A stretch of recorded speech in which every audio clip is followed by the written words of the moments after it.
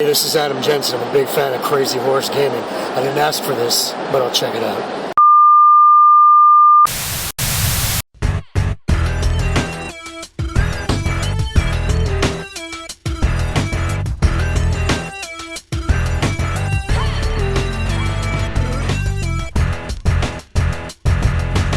Good evening and welcome to the May edition of the Crazy Horse Podcast.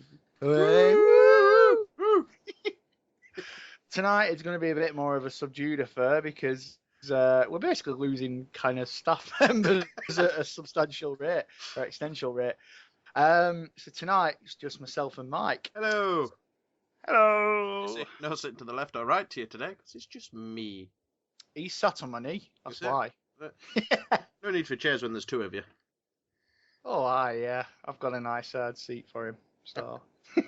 Oh dear. And that I've brings got us him to the end of on this tonight. podcast. It's that Mike. He's corrupted me. He's what a fragile little mind. But anyway, so onto the podcast. How are you tonight, Mr. Penman? I'm very well, thank you. And how are you?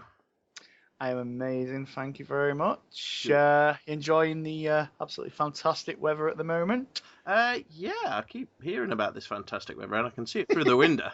But I suppose you could call that enjoying, I guess. Too busy enjoying what we'll talk about, what you've been playing in a minute. Yeah, he's not seen daylight. So anyway, we'll move on to that. What have you been playing? Obviously, you've told me before, but... One game. Since the last podcast, I've pretty much just... Well, I suppose that's not true. I've pretty much been playing Star Trek Online. But the achievement whore in me did manage to go back and finish off a few games. I'm not sure if last time we talked I'd finished off Fable Anniversary.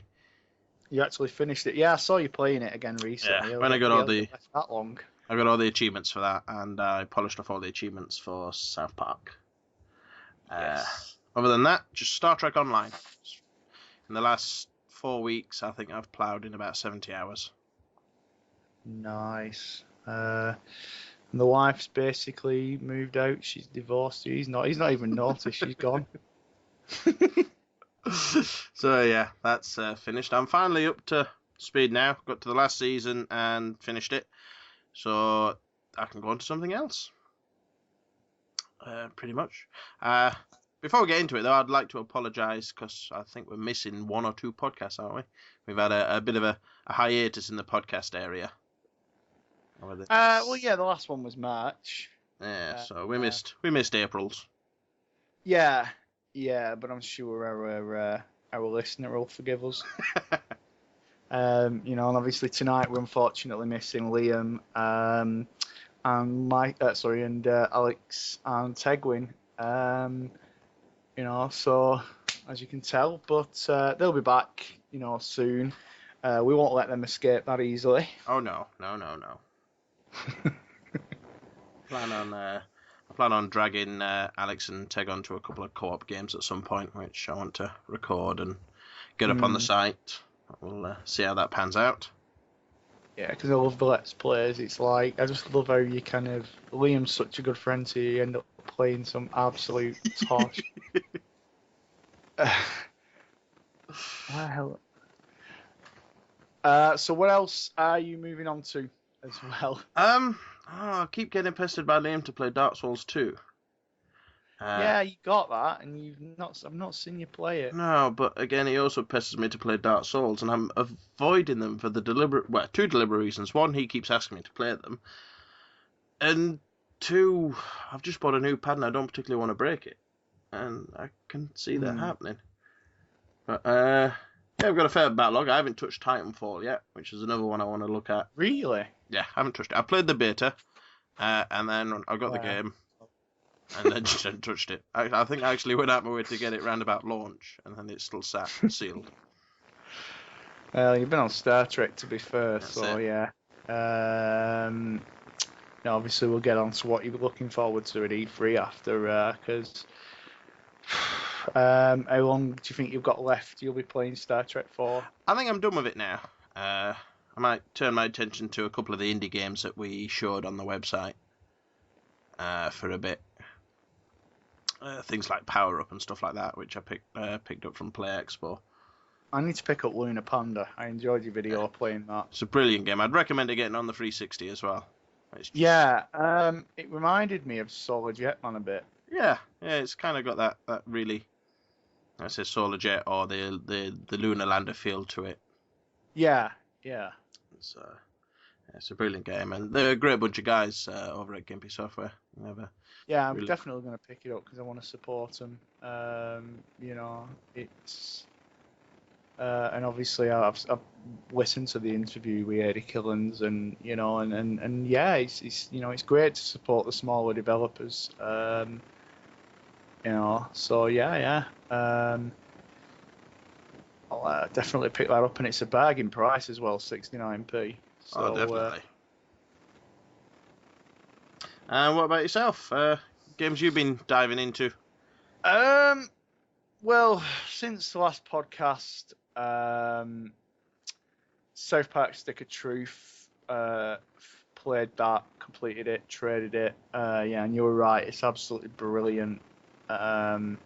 It is easy, like you said, even on kind of the harder difficulty settings. You have more portions, kind of on the harder difficulty, but it still kind of feels, it's not a bad game overall. It's not, it doesn't affect it or ruin it or anything. It's just, I think, to be honest, a game like that, you don't want it to be as deep as say Final Fantasy or games like that. But yeah, going into Mr. Slave's ass and learning the different farts, and it was really funny, and it was so detailed, the fact that you just had to go back through it and you had to replay it because there were friends requests you missed and things like that, and yeah, it's just it was a great game for fans new and old. I loved Canada, 8-bit Canada. Yeah, that was we made it look really shitty.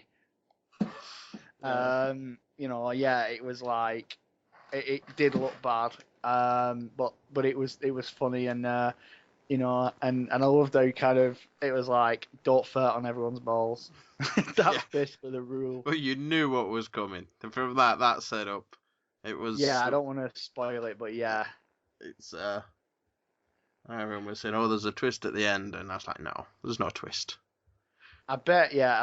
Oh yeah, I'm gutted though because I've got to get it again and replay it because there's an achievement for. I got the achievement for defeating the final boss dressed as a girl. Yeah. But I didn't get the one we were in the Hasselhoff. You getting the rhinoplasty. You can do them both at the same time. Yeah, and I didn't realise until after. Checked after the achievements. I'll get that again in the future. Matt and there's rumours there's going to be DLC for it, but Matt and Trey have said they don't believe in DLC. And I respect them for that. They believe that if you buy a game, that's it. You shouldn't have to fork out more and more and more.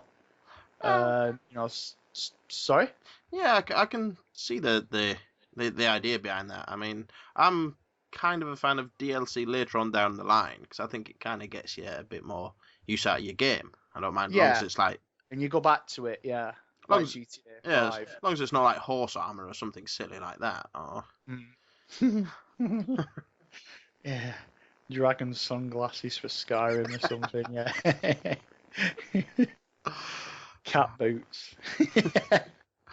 I'm sure I'm what. Say 1,200 points, but it's now like a tenner in it.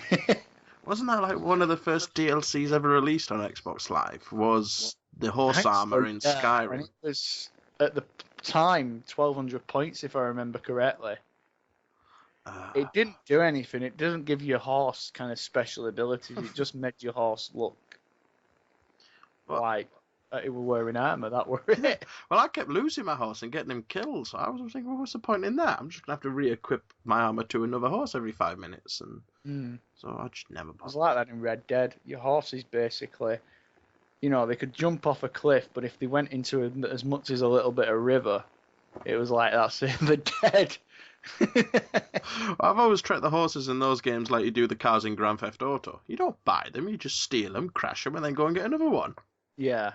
mean, like GTA Online, it's like, yeah, you just kind of you get that much money. It's like, yeah, I can pimp it up, and I don't even need it. It's like, yeah, you buy like 8 cars, 10 cars, or whatever. Especially with the new High Life update, you can get more cars, and it's like you just store them in your garage, and then you just think, I spent all that money pimping these up, and I never drive them. I just end up stealing. Yeah, I'll steal a smart car or whatever. Yeah, from somebody on the street, even though I've just spent all this money. Yeah. Yeah. I've often wondered myself whether that's just something I do, or whether it's a common thing where you spend silly money on a super fast car and then find the most ridiculous slowest car you can find and steal it. I just figured that was me that did that, but obviously not. No, I've got about 6 cars in the garage on GTA Online, and I probably used them like once or twice. I just can't be asked going back. Or obviously, I know you start off in your kind of house if you buy one, or you can have multiple properties on the new update that came out last week. Was it last week or the week before? High Life update. Anyway, yeah, that's we need to play some GTA 5 online. We do. But yeah, We do. We say this every podcast, and I keep no, but promising. it's awful without friends. I can't. It's boring. I need to get some time on there and actually use it. I need to level up. I'm only like level 23 or 24. Yeah, I'm shamefully low. But yeah, other than that, Hitman Absolution, really, really well thought out game. Love the fact that you can replay it and do different approaches to each mission. Dust and Elysian Tale. The Xbox Live freebie. Yeah, the Hitman was in Games with Gold, and Dust was last month. Was it last month? I think. This month, wasn't it? Yeah, it was this month. Yeah. Bloody hell, it's gone well quick. Yeah, it was. Yeah, it's gone well quick. That. Yeah. Yeah, it was May's first Games with Gold, and have you ever played it? I've downloaded it. It's waiting to play. From what I understand, it's a beautiful looking game. Play it. Honestly, it's beautiful. I apologise to the creator of it right now. For never hearing of it before and never playing it before. I wish I'm obviously I'm grateful to Microsoft. Thank you to for giving us up for giving it us for free. But I wish I'd bought it now, just because it was created by one guy. Yeah, it was a one-guy creation, that pretty much. Yeah, I wish I'd supported him because, like Scar Studios and Twisted Pixel, etc. It's kind of like, play it. It's amazing. Did you ever play the Beautiful Joe games? I think so. It kind of plays like that.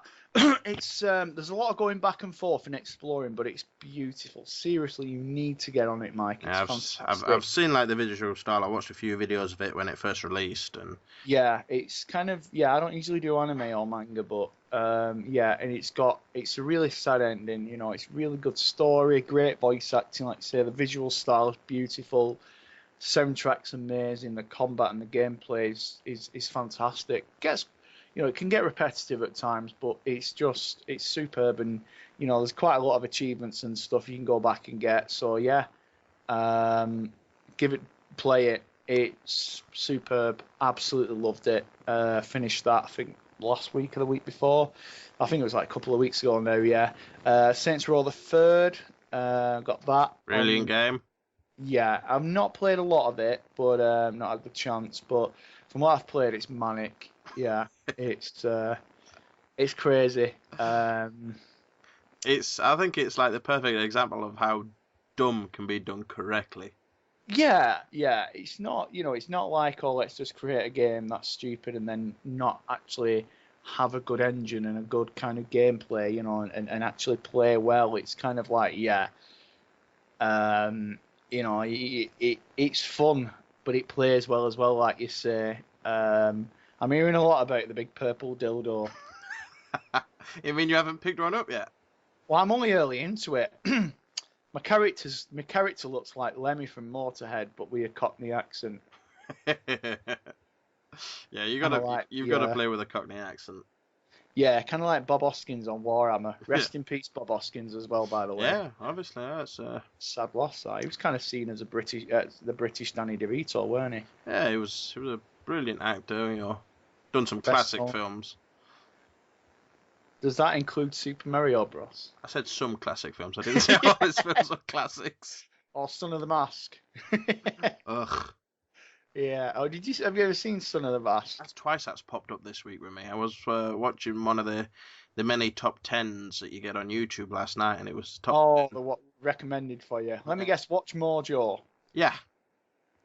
Watch Mojo's top 10 worst comedies. And Yes. was in there.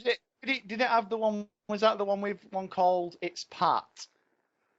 And it had some it was some girl dressed as a guy. Yes. And it had Yes. Yeah, I watched that. I commented on that on YouTube recently. Yeah, I'm disappointed with that top 10. They put Little Nicky in there, and that was brilliant. Little Nicky. What? I've not seen Little Nicky. Oh, it's brilliant. But yeah, Son of the Mask, it was awful. And I haven't seen Freddy Got Fingered either, but Liam says he loves that film, and it didn't belong on the list. Yeah, some do. It's weird. You've got to have an acquired taste to watch that film. I thought it was absolutely shit, but you know, fair enough. To each their own. But yeah, what you call it? Saints Row the Third. Yeah, definitely crack on with that at some point. The Arkham Origins DLC since finished that and traded that in the Cold Heart one. I don't know if you saw any of that or the trailer out. I've got to be honest. I've avoided Origins since I was told or watched in reviews that people considered it more of an add-on for Arkham Asylum or Arkham City than its full game itself. Do you know what? No, I think it feels a bit like an add-on to Arkham City, like I said before, but it's a good game. The thing is, yeah, like I said, it does feel a bit like an add-on, but it is a really, really enjoyable game. And the Cold Heart DLC was brilliant as well. Give it a go. You know, the story was excellent. The voice acting, as I mentioned before, Roger Craig Smith and Troy Baker, major kudos to you two. You know, as Batman and the Joker. You know, it's brilliant. Really, really good game. Yeah, I know it's, you know, obviously Rocksteady haven't done it. It's Warner Brothers Montreal, but get it. And DLC was brilliant. You know, don't. You know, people said, oh, they've been experiencing bugs and glitches and stuff. I haven't experienced one apart from a couple in the. I think there's one in the DLC where a guard kind of froze into the wall. No pun intended. Yeah, but that was it. I had to restart that bit. But other than that, you know, restart the checkpoint. But other than that, no. You know, it's really enjoyable. It's not perfect, but give it a go. I'll tell you what, I'll go pick it up before the next podcast. If I enjoy it, you get kudos. If I don't enjoy it, you're going to get a bollocking. I'm sorry. If I go out and pick up this game... It's all right. It plays... I will warn you, yeah, it plays a lot like the others as well, but Which is you bad. know They what? weren't bad games. They weren't bad games, those two. I really enjoyed the Rocksteady's Arkham series. So yeah, I'll pick that up before the next podcast and give it a play. Oh, good man. And plus you can probably get it cheap now. Hopefully I'll have a local peruse down at our local game store on Shop 2. Yeah, CEX are always good for. You should always check out CEX. I've traded a lot of stuff there recently, and I've been a customer for a while, but recently picked up a load of Blu-rays, and not had to really pay a penny. Also got obviously a couple of Lego games which I'll get onto, and they didn't cost me anything. Yeah, obviously speaking of Batman as well, I've been playing Batman Arkham Blackgate Deluxe Edition, which came out for the, I don't know if you've heard of it, it was the on XBLA. All right, I didn't know. I thought I'd heard of. Was there a similar one for the portables? It's that one. It's for the Vita and the 3DS, but this is kind of it's been given a bit of a HD port. Yeah. I've kind of left that on the sidelines a bit at the minute because it's not very good. It's 16 quid and it's good, but it's just, I don't know, it's basically a side scroller.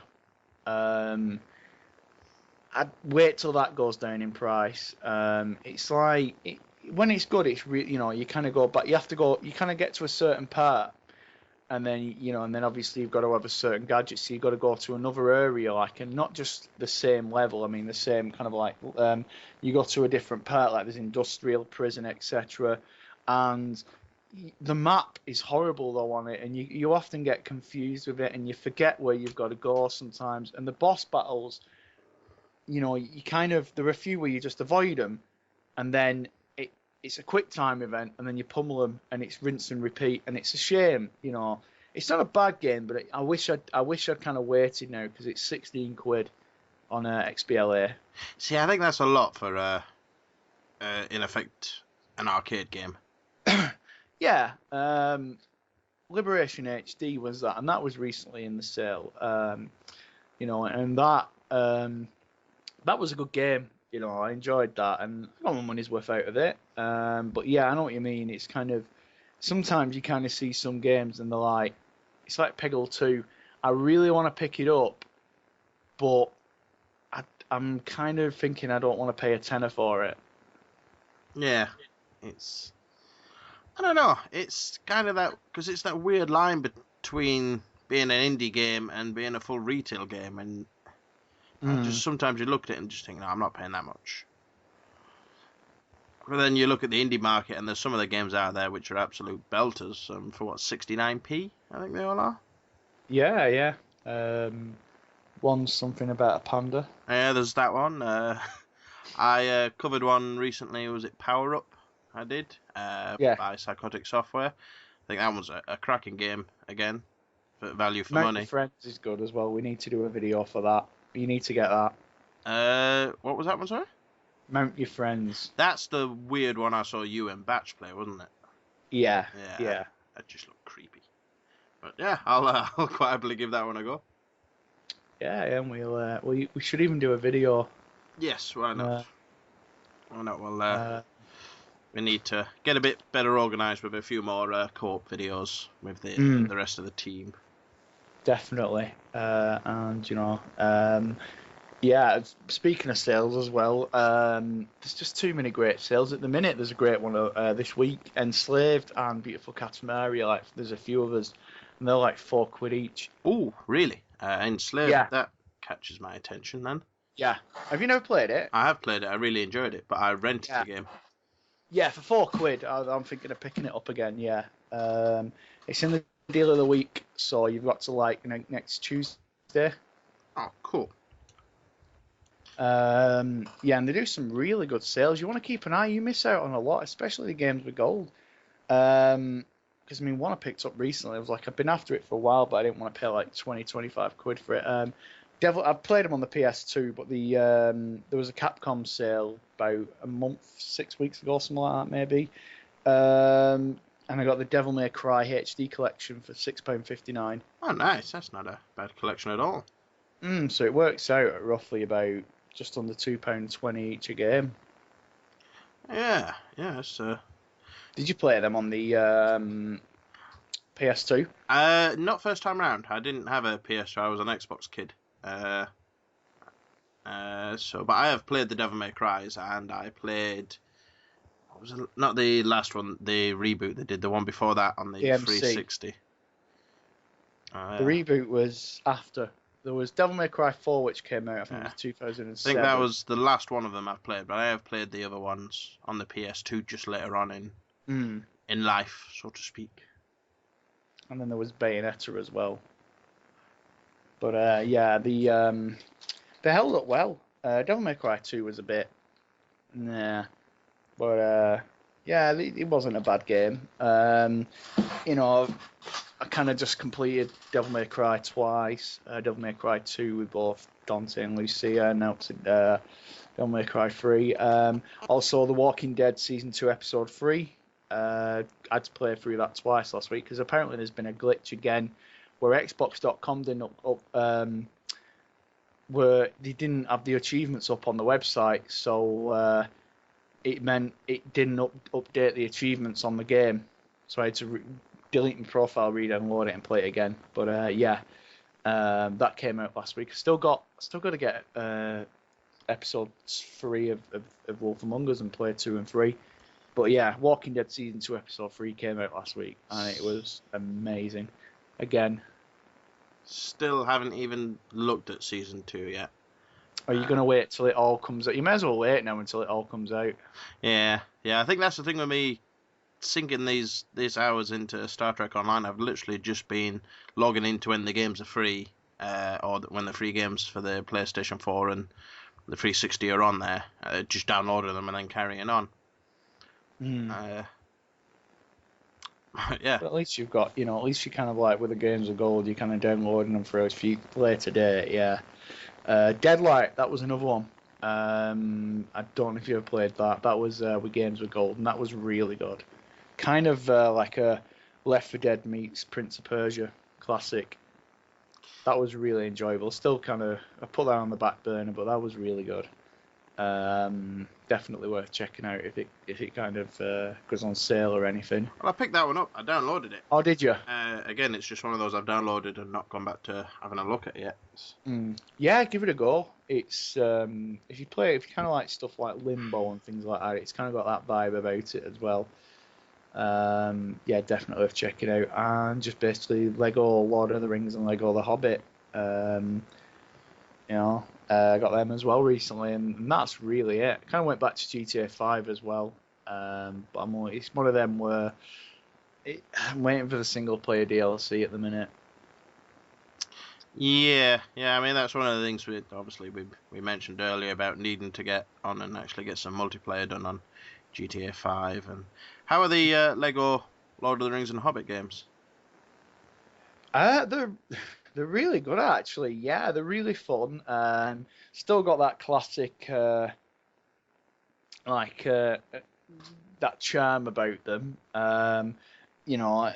Obviously the Lego The Hobbit. I'm still not seeing the I've got it on Blu-ray, but still not seeing the Desolation of Smaug. So I'm kind of I'm not rushing through it because I don't want to play the game and then until I've seen the second film. But yeah, it's really good. The Lego Lord of the Rings obviously it plays really well. The puzzles are great. You kind of switch between the different hobbits or the different characters, and they all kind of have different abilities, which helps. And the Hobbit's the same. I've not really played a lot of that, but you kind of get a feel for it of the films, and it has that charm and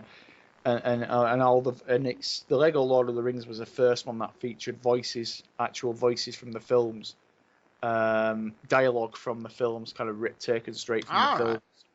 But yeah, and also with the Lego The Hobbit, I'm kind of holding back because the third film, which is now called, I think, The Battle of Five Armies, that DLC, that's coming as DLC.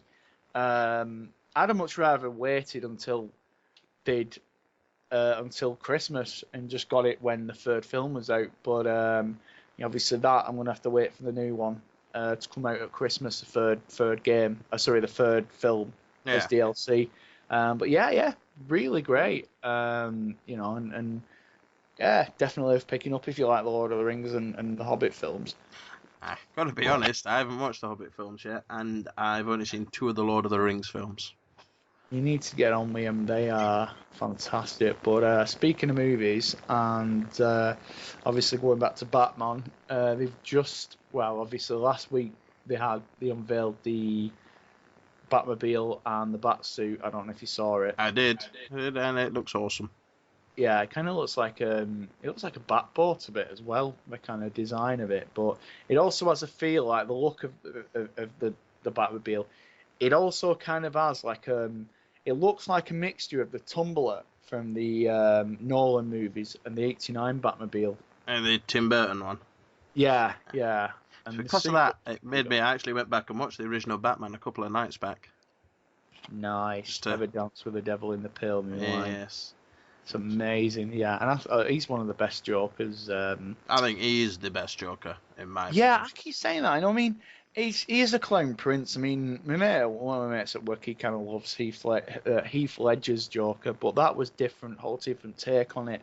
That wasn't really the clown prince like Mark Hamill's brilliantly was, and Troy Baker's and Jack Nicholson's, Yeah, I think that I say that etc. the Jack Nicholsons in the films, I think, kind of is the closest we've had to the Joker. Yeah, yeah. I mean, kind of, it was a darker kind of take on it with Nolan's, yeah. And they just revealed the new title tonight, well, the actual title of Batman versus Superman. Which is... Batman versus Superman: Dawn of Justice. Ugh. So you know what that justice means in the title. Yeah. It may as well be it's the unofficial Justice League movie, and the problem is they're going to shoehorn all these characters in like Aquaman, because obviously Zack Snyder's been announced as he's directing the Justice League movie, you know, and it's like they're going to shoehorn all these characters like Aquaman in, and they're getting them all in, and they're not even going to have a build up like the Avengers have had. Yeah, it just feels rushed. Yeah. Kind of thing. The whole thing of it feels. I mean, like I said, the Marvel took the time with the Avengers and, like I said, introduced the characters and built them up, and like Iron Man and, you know, yeah, Thor, etc. They've had the origins, and also, yeah, you know, Guardians of the Galaxy looks amazing. I think that's going to be a good film. I don't know if it'll be a huge blockbuster. I don't know. I mean, it's kind of, you know, I mean, yeah, people are going to be cautious because they don't know the characters, but he's got a great director there, James Gunn, who, you know, he's kind of like a mini Joss Whedon. You know, he kind of has that same passion. Joss Whedon basically wanted him to do it anyway. You know, and it's got a great cast. It looks fun. You know, Rocket Raccoon's going to be kind of one of the best characters this summer. Yeah, I think so, and it'll be nice to see if they fold them into the actual next Avengers film as well. I don't know about the Age of Ultron, but I can see them being in the third Avengers film. I think they are kind of going to be, because I mean they've already said I think it's going to be 2028. They're looking at that's what plan they've got for more Marvel movies. Was it they're calling it? What was it, Phase 4 or Phase 5 or something? Well, there will be, because this is Phase 2, yeah, at the minute. Yeah. Yeah. Speaking of which, I went and watched the Superman film. Oh, Man of Steel. Not Superman, sorry, Spider-Man film. Oh, Amazing Spider-Man 2. Yeah. Yeah, I saw that as well. It was. What did you reckon to it? That was a bit of a I'll be honest, it's the weakest superhero film I've seen all year. I think. Really? Yeah, I didn't like it. I didn't enjoy it. I don't know. Have you seen Captain America yet? I've enjoyed Captain America. Yeah, I like Thor. Do you know what I mean? Thor. Really, I thought it was more exciting than The Dark World. I just didn't think. It's a good film. Yeah, I just didn't think the story was there. The story just felt like it was flimsy and... Really? Yeah. They had the kind of Gwen Stacy story in it, and they had, obviously Peter kind of... It wasn't as good as the Spider-Man No More storyline from Spider-Man 2, the Sam Raimi film. That's still the best. But, no, I don't know why you... I felt What do you mean they didn't have a story? It seemed like they kind of introduced how it kind of introduced Matt Dillon and how kind of the Green Goblin and, you know, how he became the Goblin and things. It just felt like a lot of the things that went off were linked together purely by coincidence, and things just seemed to happen. I thought the way they handled Gwen Stacy's death was terrible. Well, no, that's how she dies in the comic. Oh, not how she dies, but the way it was dealt with afterwards. It was if all of a sudden, yeah, it's been 5 months now, but I'm much better, thank you. There was none of the actually seen him grieve for her whatsoever. Well, they've had that before. I mean, he probably was, and this whole approach of it seems to be that Oscorp's just going to be the blame for everything thing, I just don't like. Well, you know, obviously, it's going to be interesting to see how they kind of introduce Rhino in the next one, because it was like, here's Rhino, 2 minutes later. Bye-bye. Yeah, that was it.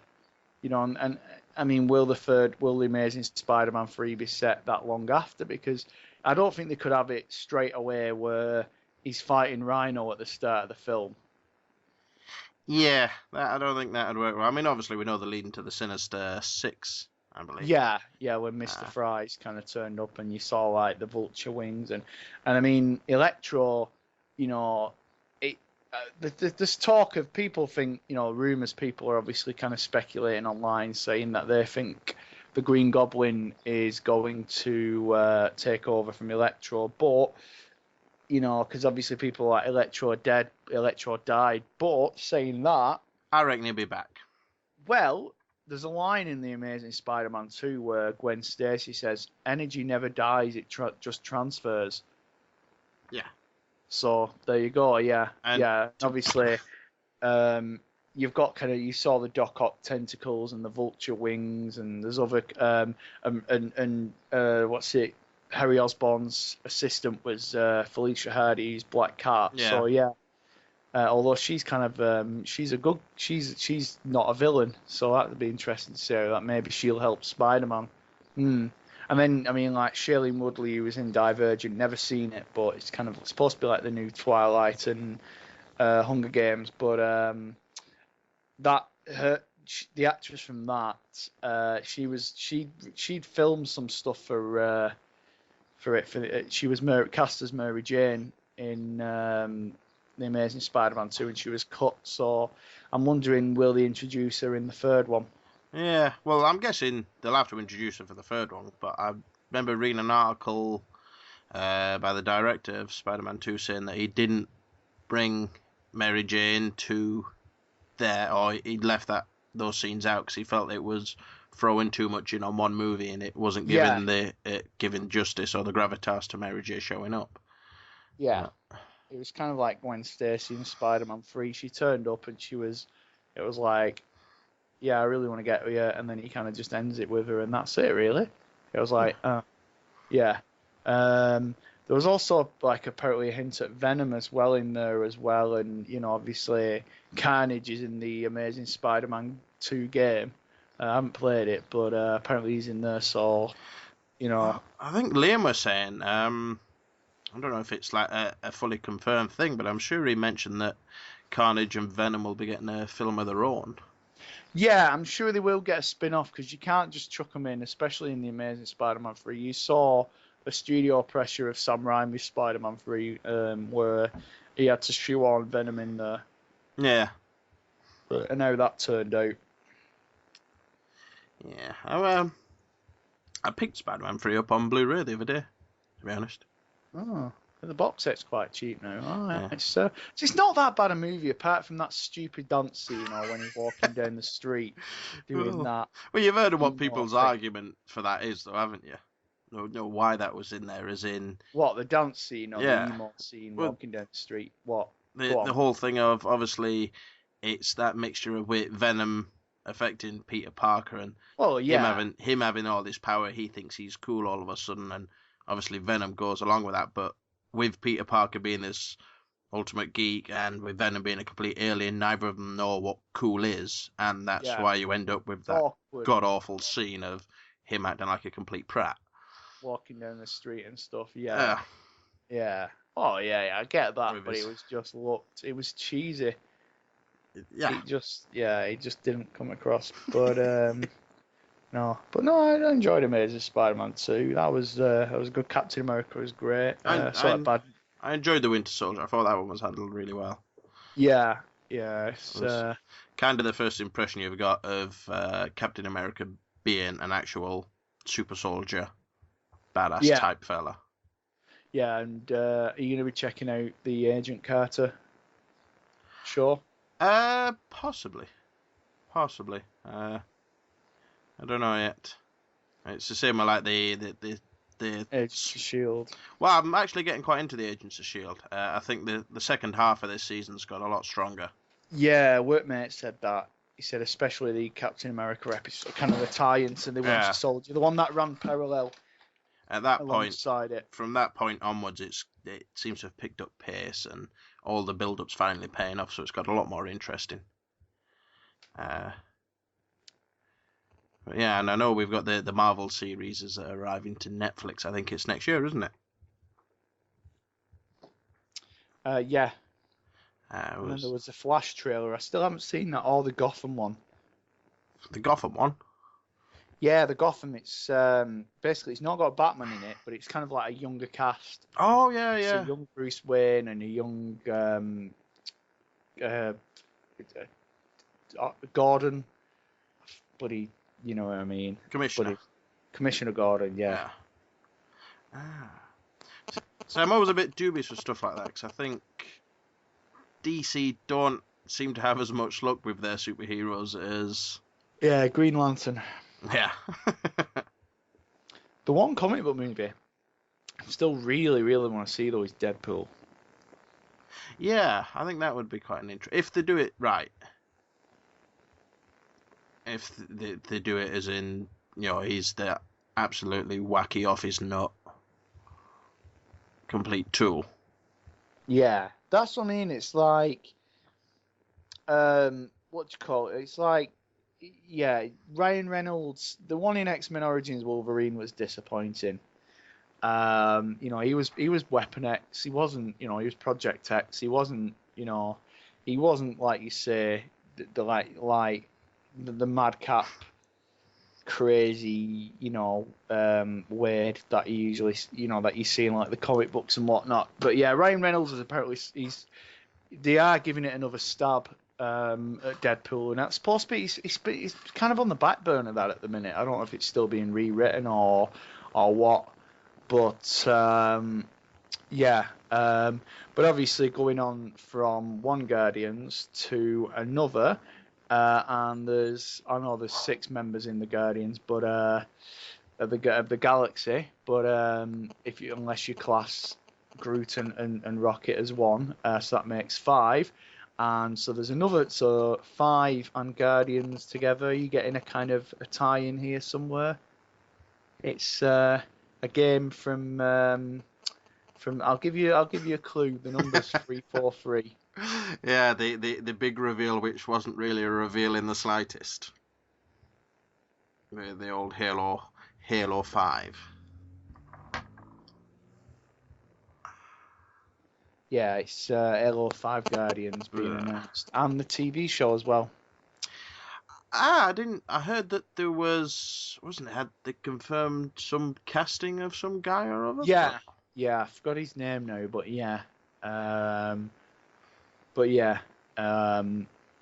it's I'm not really going to be giving it a watch, but you must be excited about the news of Halo 5 Guardians. Well, it's not as if, I mean, everyone's been going off saying, oh, the big reveal, blah, blah, blah, blah, but it's not as if we didn't know there was a Halo 5 coming, so all they've really done is shown you a name, which, yeah, I mean, don't get me wrong, I'm looking forward to Halo 5, I'm really looking forward to seeing what they'll do with it.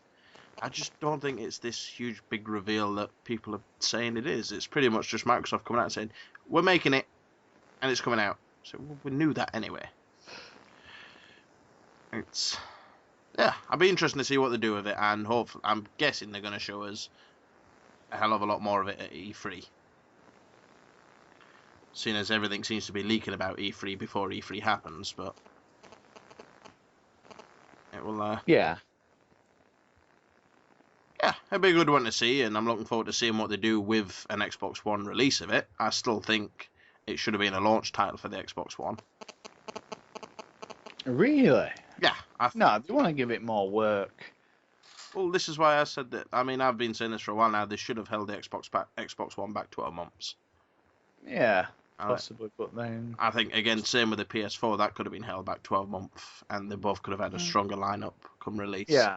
I agree, yeah, because they were basic ports, a lot of them, kind of like Black Flag and whatnot. They were just kind of upgraded, just kind of 1080p or whatever versions of, yeah. But speaking of obviously holding it back, if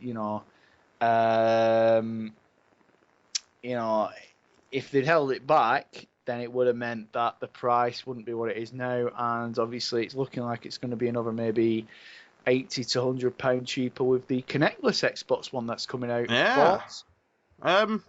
It's a smart move by Microsoft. It's good to see that they're actually listening to the fan base and they are. I mean, a lot of people say, "Oh, they're just backtracking and doing U-turns now," but I think it's a big thing for Microsoft to say, "Yeah, we have listened.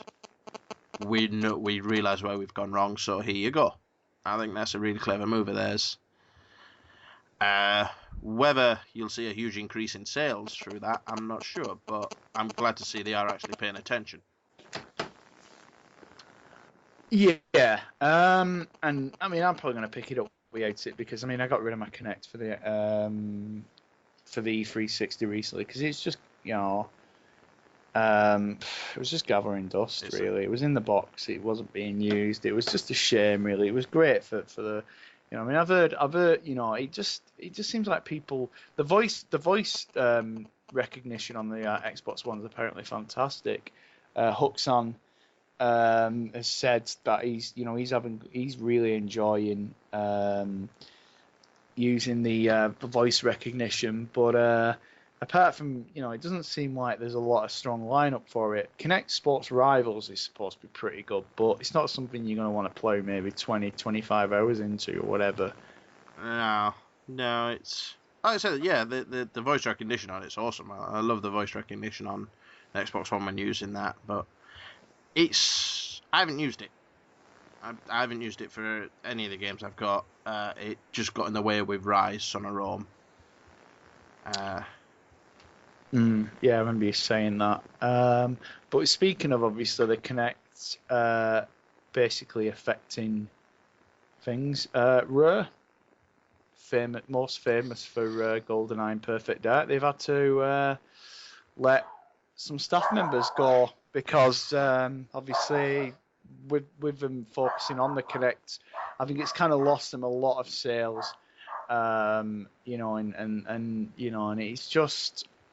It's a shame to see staff members go, but it's understandable with them. I think like I say, they've been focusing more on the Kinect and not new IPs or big games like they did with GoldenEye or Banjo-Kazooie or and Perfect Dark, etc. Yeah, it's like I say, it's a shame to see anyone lose a job, especially with a studio with such a proud history as Rare. Granted, it's not always been great stuff for them, and I wonder how much of this is actual Rare's decision and how much it is of Microsoft just saying, right, this is what you're concentrating on now, this is what you're going to do. Yeah, because didn't they buy Rare? Yeah, I think they bought Rare out, so it's now one of Microsoft's. Yeah, kind of like EA with PopCap, yeah. It's a shame because I think a lot of their games, or a lot of the games they've done in the past, they could build on and come out with some cracking titles, which I think the Xbox One's sorely in need of at the moment. I mean, Viva Pinata, they were great, and apparently, obviously, there's supposedly there's talk of them saying they want to do a third Viva Pinata game. Yeah, they're the games that I've want to spend more time on. I got into them years ago now, but I really enjoyed the first Viva Pinata. Yeah, I've still got it, and it's just one of them you kind of play for a little bit, and then you just forget all about it, and then you have to restart because you forgot what you're doing, or things like that. Yeah. But yeah, I'll always have fond memories of kind of like GoldenEye and stuff like that. GoldenEye is one of the best, if not the best, multiplayer shooter ever. It's just, it might not look great, but it was so fun for its time. Yeah. There was so many hours played on multiplayer that half the time the single player campaign didn't even come into it for me. Was it Rare who did the Perfect Dark Zero for the launch title? Yes. The 360, yeah. And did obviously, you play that? yeah, I've still got it lurking around somewhere. It wasn't as good as Perfect Dark on the 64. With the expansion pack.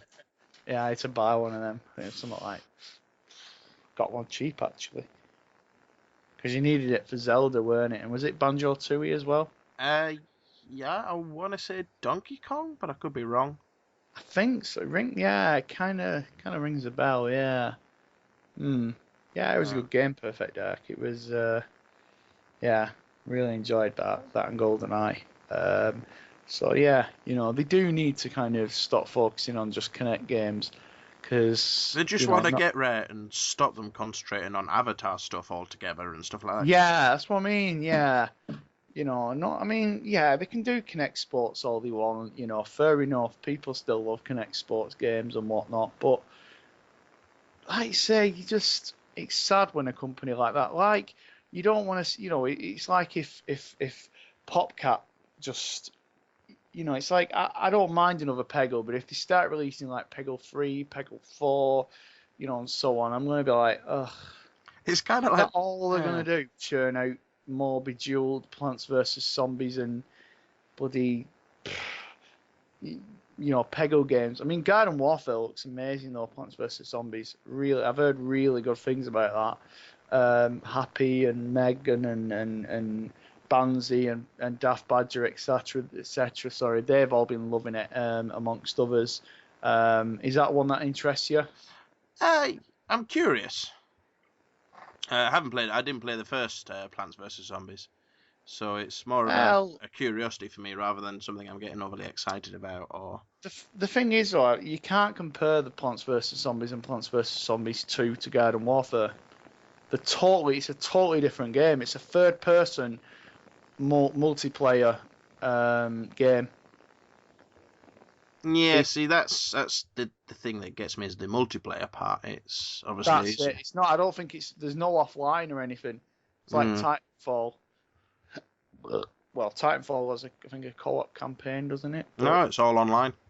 Is it online? All right. I thought there was some kind of online campaign. Well, it's a very loose campaign from what I understand. Yeah, well, that's what I meant, yeah. I know, I really want to kind of... That's why I was, I was going to get it on the 360, but I just feel like, I hope, games companies like with Watch Dogs, I don't want us to get the raw deal. I know, obviously that's out this week. Are you going to be picking that up? Not this week. Unfortunately, it's come to that time where I've actually got to pay for the PlayStation 4, so I won't actually... You've just not been answering the door of your phone. Eventually, they've kind of brought through the door, yeah. So now I'm going to have to hand my money over. Life accidentally answered the door, didn't you? I just kind of, you're looking on the website sort of thing, and you're like, oh shit, that needs paying. So yeah, no Watch Dogs for me this week. But that's kind of a good thing because I've been a bit sketchy about pre-ordering it anyway, with all the talk of poor graphics and or graphics not being as advertised and things like that. So it'll give me time to actually see what the game's like before. What you mean. Spend my monies on it. But in the meantime, I've always got my Nintendo with Super Mario Bros. 3 to tide me over. So. Well, that's got better graphics. Yeah. And it's got gameplay, yeah.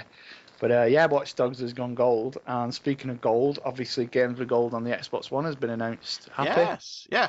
It's about bloody time. But yes, very happy with that one. That's the thing, though. People were kicking off on Facebook, and there was some right dickheadish comments. When are they getting Xbox Games with Gold on Xbox One? When there's enough games to actually put free. When we've got a game library, we'll hand it over to you. I want free games on my Xbox One. You've just spent £429 on your console and you want the free games. Friggin' hell, mate, you cheap git.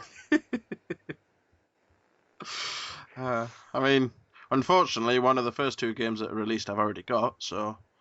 I thought Loco Cycle was going to be one of the first ones, because that's basically been dropped in price, and I won't say it's flopped, but I don't think it's met the expectations the others have.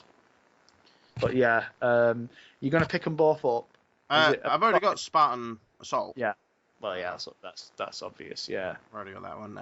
The other one, which was... That's just come out on Xbox 360 today, actually. I don't know anything about that one, but I'll pick it up. I mean... Yeah, it's supposed to be really good, really good fun, apparently. But it's good that they're doing it on the Xbox One now. It's nice. We're so soon as well. I'm surprised, but, I thought they were going to hold off till later in the year, but...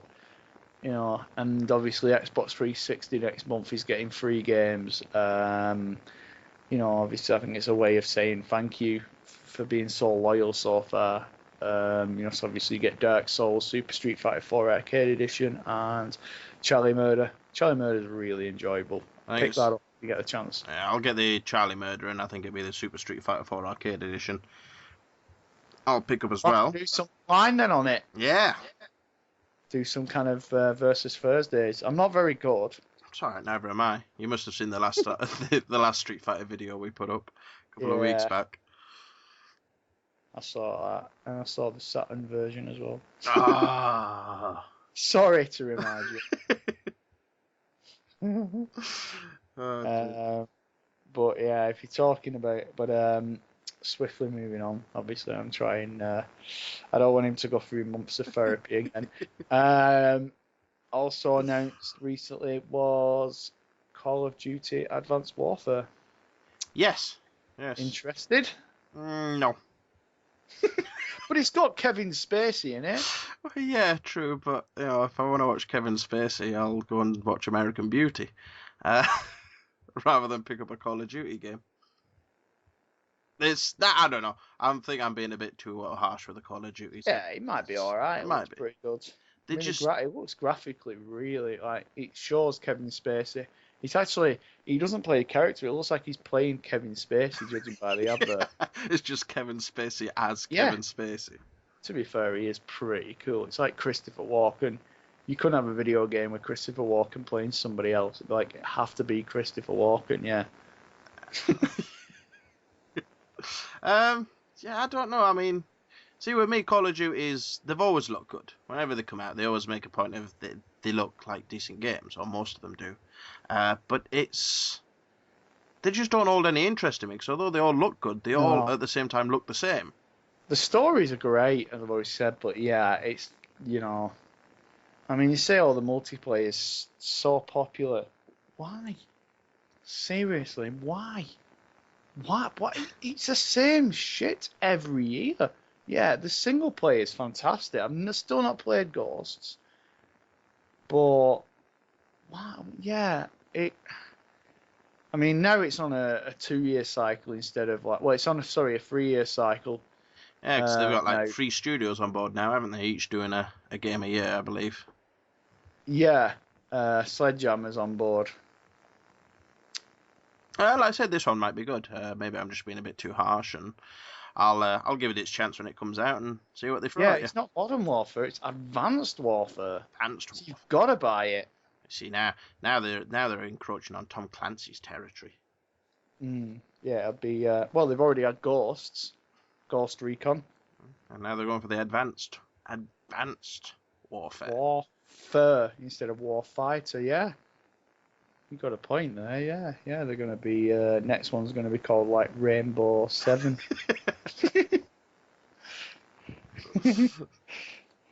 Rainbow. But yeah, obviously we'll see more of that at E3. What are you looking forward to at E3? Honestly, I can't actually say. There's nothing this time around which kind of has caught my attention or I'm overly excited about. Really? There's not even one game.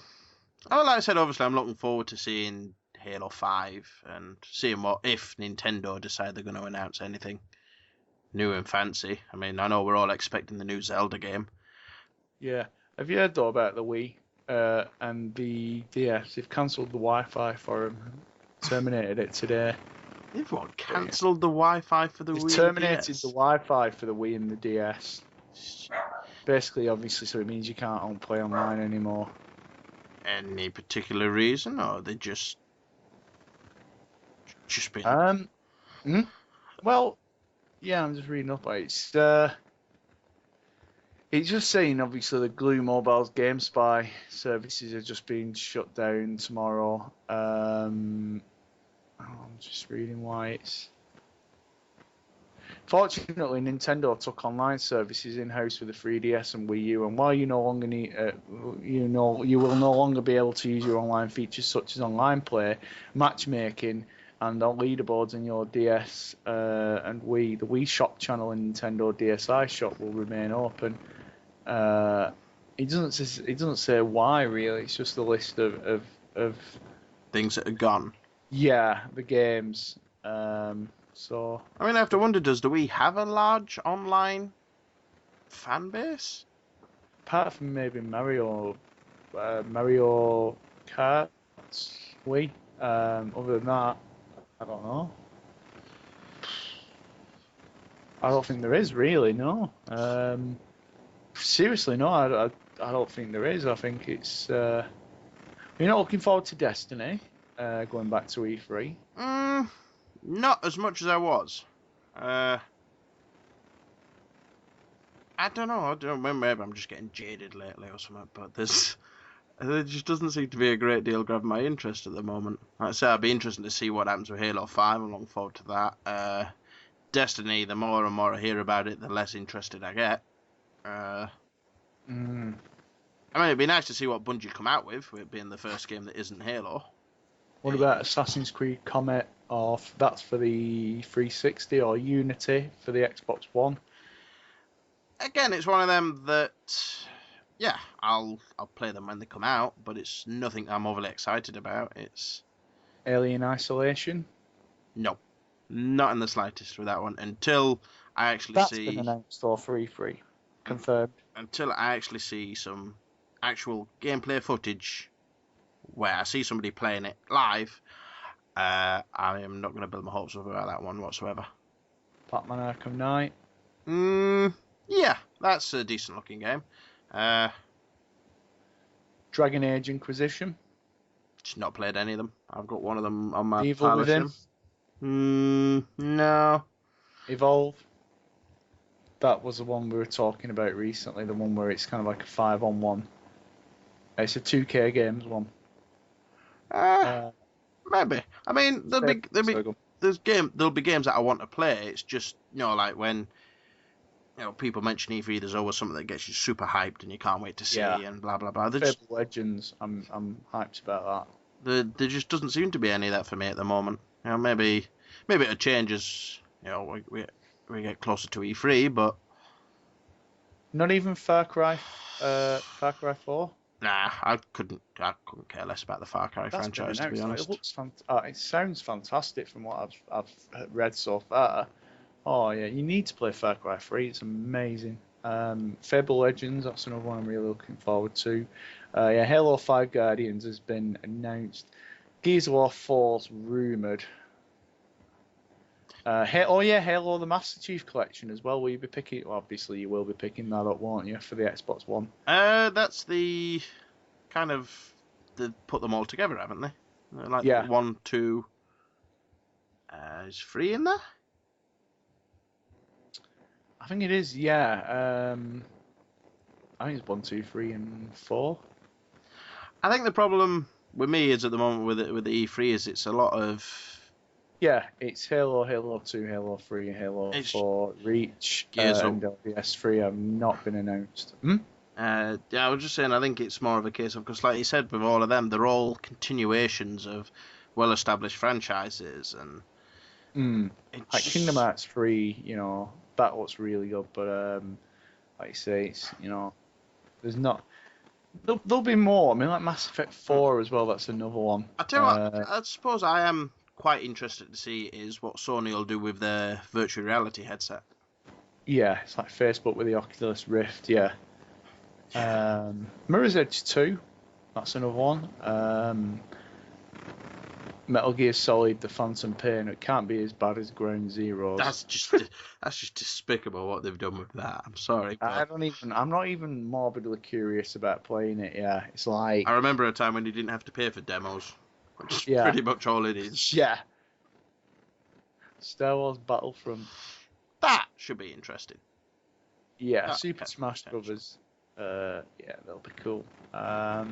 Witcher 3. Wolfenstein. Is that one that's on your radar? It came out today, didn't it? No, yesterday. Well, technically yesterday, if obviously the recording time of recording. Yeah, it depends when I can actually get this up on the site.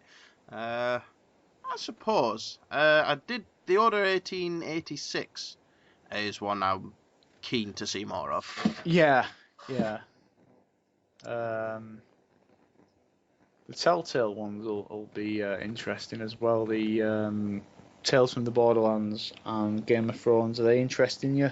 They should be quite interesting. Telltale, I think, Mm. their storytelling, I think, is one of the best out there at the moment. Yeah, every decision you're making, like The Walking Dead, you've got to think about it. Really, it's like you can't just make a snap decision and think that'd be all right. Yeah, And it was one of those great things with I haven't played season 2 of The Walking Dead, but with season 1 where it was a game you couldn't sit back and relax. no, You didn't know when the next quick decision was going to be, or... you got to get 400 days in season 2. As well as Batman Arkham Origins, you got to get The Walking Dead.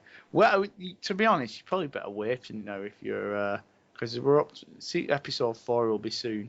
Yeah, I'll probably wait and get the full Yeah. season and then play through them all at once. 'Cause it's that waiting that does me, where you finish one episode and then you're waiting for the next one. I know what you mean and what, but obviously they keep them going with like the Wolf Among Us in between and so on, and then Walking Dead, Wolf Among Us, yada yada yada. Yeah. I'm surprised they're not. You don't want a sequel to Survival Instinct. Survival Instincts? Yeah. Do you not want? Do you not want a sequel to the Walking Dead game? I enjoyed the Telltale's Walking Dead game. I'd barely call Survival Instincts a game myself, but Yeah, it's one of them. Even if it comes on Games with Gold, I'm not even gonna get it. It's like, yeah, it's supposed to be awful. just send a letter of complaint back to Microsoft. What are you doing chucking that crap at me? It killed Terminal Reality though, didn't it? Yeah. So basically, just for all the listeners, what is standing out for you at E3? What the actual titles? Order 1886. Yep. The hope to see a new Zelda announcement, and That has been confirmed. I hope I've got the list up here. The order hasn't been confirmed, but who knows? And I guess Halo 5. That's about it. On top of having a look at see what Sony pull off with this virtual reality headset, if it's going to be anything that. Yeah, that's what's going to be absolutely. They're going to say. I suppose apparently it's going to be like massively expensive though when it comes out, and they reckon there's just going to be like a load of clones coming out as well. See, that's the thing. It needs to be affordable for them, I think. But there'll be cheaper clones. That's what people are kind of saying. Well, it makes me wonder if, now that Facebook have bought Oculus Rift, if any of you didn't know out there already, whether they're going to start dropping the price of that thing and offsetting the cost with what they make on Facebook. And You'd be happy to know SingStar's coming to PS4. oh, sold. That's me hyped up for E3 already. It's all changed. That's it now. Super psyched. And you've got to Twitch some of your SingStar. Oh, because nobody wants to see anything more than an overweight bearded fella croning ABBA hits out with a croaky voice. Do you really want to hurt me? In a mixed up Yorkshire accent. YouTube are going to want their if that happens, YouTube are going to want a refund because apparently they're wanting to buy it for 1 billion Twitch. Yeah, which that's an interesting thing, that, considering what Twitch is probably YouTube's only competition at the moment. Well, yes and no. I mean, YouTube's kind of, I know what you mean, but in terms of it's taking a lot of kind of time off YouTube, yeah. I mean, even YouTube's streaming service just doesn't seem to get used. I know what you mean. People just usually tend to kind of watch highlights on YouTube, yeah. Highlights or walkthroughs if you're stuck. Walkthroughs? Don't know what you mean. To be fair, I've had to do it a few on the Devil May Cry collection. It's been a while since I played them, so yeah. It's annoying though because you have to try and find that bit on the level because you're like half an hour into the level or something. Yeah, walkthroughs. Well, do you remember when you actually had to go into a game shop to buy a walkthrough? I remember when there were times where there was no such thing. You just had to give up on the game. Or you could ring up them lines. Yeah, those lines that told you bugger all. It was always in the back of Games Master mags and. Yeah. £1.50 a minute Nintendo whatever hotline. Yeah, we'll give you the latest tricks. Or even better still, you could also go and visit Patrick Moore. Yeah, Games Master himself. Games Master, how do I get past this bit on Zelda? And you always noticed they always had like the Games Master just a little bit too high, so everyone that was looking up to him just looked like a complete gormless twat. Yeah. It was like kids with really bad hair. I mean, we all had that when we were kids. And Dominic Diamond. Dominic Diamond was great. It was bad when they had Dexter Fletcher presenting it. No disrespect to Dexter Fletcher, but he was no Dominic Diamond. Dominic Diamond was witty. He was. I did. They want to bring Games Master back. Well, they can't. He's dead. Well, they'd have to. I'm sure he could have some kind of digital offspring. And who would you pick for the next Games Master? Well, not Stuart Hall. Seriously, oh God, yeah. If you had the choice of anyone. Do you know what I think would be brilliant? Stephen Fry. Yeah. That would be quite good, that. He'd be very witty and charming. Yeah. Stephen Fry. What about you? Sheldon from Big Bang Theory. He'd just be so nonchalant. As the character, though. Yeah. But he just wouldn't give him the answer. He'd just look down on him. Yeah. I just think that'd be awesome. He'd just like turn around and say, I'm not even going to answer such a stupid question. Go on, get lost. Yeah. Exactly, yeah. How dare you insult me with your presence? You're gonna be stuck on that level of SingStar on the Xbox One for as long as possible. The Legend of Zelda on Wii U, yeah. We've got to write into this. It's like I think they should bring back the Crystal Maze with David Tennant presenting it. Ooh, that'd be quite interesting. Darren Brown. Oh no, that'd just be evil.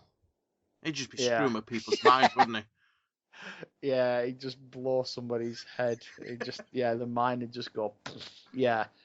David Tennant would be great because he'd be eccentric enough. Like, he'd kind of be a mixture of Ed Tudor-Pole and Richard O'Brien. Yeah, if you had him kind of acting in a similar role as he did in The Doctor sort of thing, I think. Yeah. Yeah, I think that'd be quite good.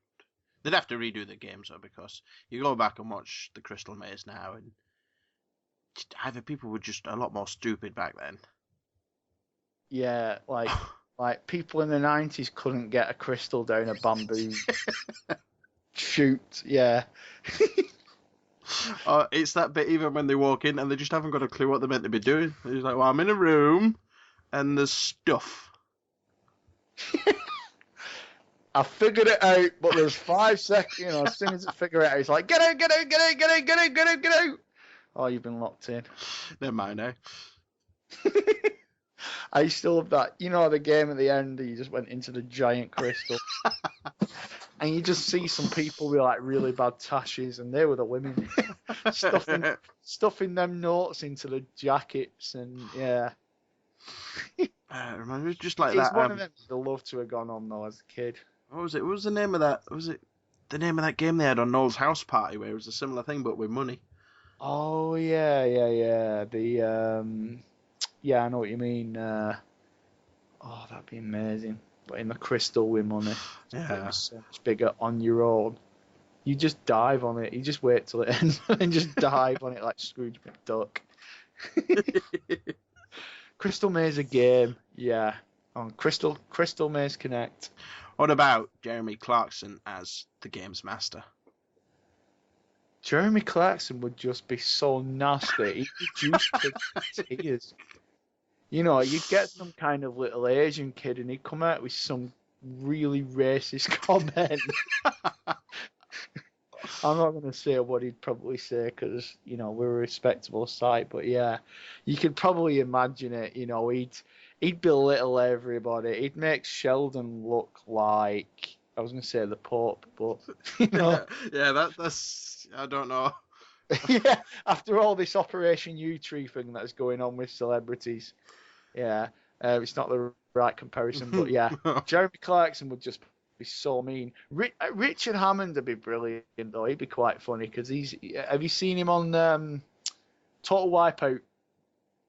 Yeah, I think He's so nasty but so funny. he's clearly got a sense of humour about him. So when he's doing these things, Brian Blessed. Yeah. Brian Blessed. Oh God, yeah. You'd have to turn your telly down. To get past Zelda, press A, B, C. I'm going into that bloke from the X Factor, Peter Dixon. Zelda, Jedward, Gordon's alive. Gordon's alive. To play Halo, you must. He does everything else. I mean, what was it? Who? Brian Blessed? Yeah. Or Dixon. Oh, Brian Blessed. I seen him in some kind of advert the other day for, I don't think it was margarine or something. I can't remember. Possibly. I mean, you had Johnny Rotten from the Sex Pistols advertising Country Life Butter. So yeah, Brian Blessed. Yeah, he was also a Boss Nass as well, weren't he? Yeah.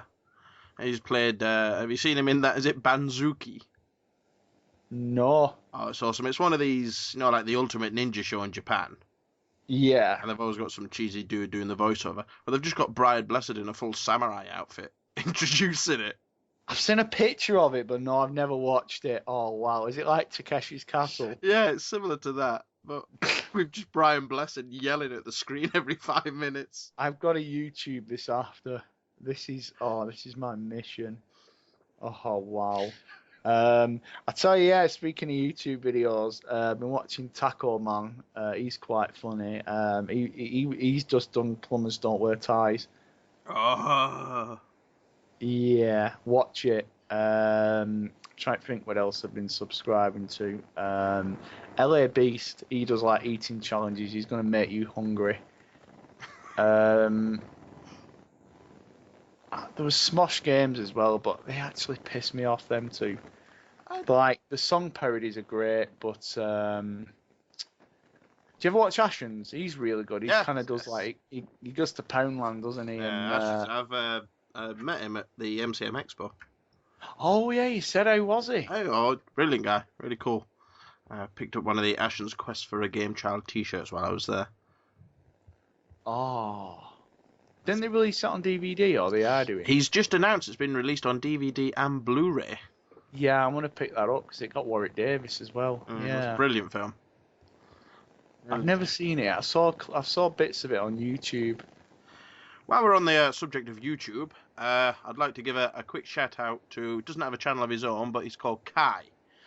He's been a big supporter of the website and our YouTube channel. He always comments on most of the videos we put up there, and they're actually really nice, friendly comments, believe it or not. It's not just one of those people who puts a comment up going gay. But no, he's been really supportive and a really great fan of the site and the channel. So I just want to give a big thank you to him for us. Yeah, thank you. Much appreciated for your support. And obviously, when you get some stuff up on YouTube yourself, if you do, let us know. We'll subscribe and, obviously give you your channel a shout out. There's another one who I've recently kind of been I've subscribed to. Her name's Sammy Cake. It's SAMMII. Already subscribed. And, right, yeah. She's very kind of silly and she's very zany. Yeah, I think she's great. I've been really enjoying her South Park walkthrough. Yeah, I was watching that recently, the one where she was in Mr. Slave's anal cavity this morning. I got stuck on that bit where you had to kind of turn the battery on, the torch on. Yeah, that stopped me for a few seconds, sort of thing. And I did, and I blew up the world when when it came to the abortion bit. Yeah. See, now that game made me laugh because it's like, I don't just mean made me laugh in terms of like the humour, but the fact is, right, there was a scene where you fought aborted babies, yet that wasn't banned. The giant Nazi fetuses was perfectly acceptable. Yeah, but then like the anal probing scene was banned, and the abortion on Randy Marsh. That was quite funny. Randy Marsh was so funny. I loved it with the kind of you get the different on the Matrix. That was superb. That bit with Terrence and Phillip. Yeah. Yeah, the fur tricks. Yeah, I still think the highlight of that game for me though was when Morgan Freeman shows up. Spoilers, by the way.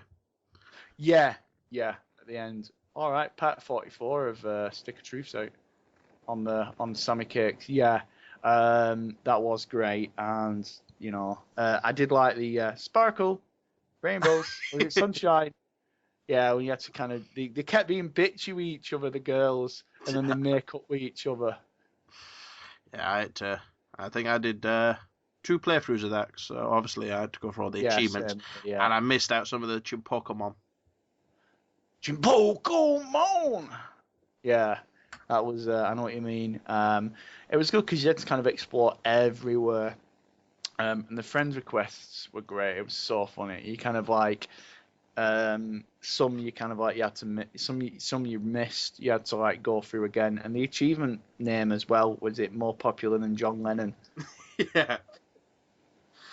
Some of the achievements on that were great as well. Like the best one for me was my favourite was perverted. You know which one I mean. Oh, rings a When you bell. got the underpants norms and you had to watch your mum and dad have sex. Yes, that was it. You just sat there going, "This is wrong." Yeah, you could see it in the background, like. Oh, that had to be the best Your boss mum battle for getting me. done doggy style by yeah. Yeah. Oh, it's like and your dad, the one where your dad had like, he was like, you had to have over 50 friends before he'd friend you. Yeah. Or Jesus as well. There was, I had to do that one. The second playthrough was one where I was dressed as a Jew, to find Jesus in the church. See, I did my first playthrough as a Jew, and then did the second one as a knight. Yeah, I was a warrior in that. It was, some of the attacks in that was, I loved Butters Professor Chaos. But yeah, it was an easy game, but it was fun though. It wasn't kind of it didn't ruin it. There was a weird part of the game. I don't know if you had the same thing where, like you said, the game was fairly easy and you pretty much walked through it all.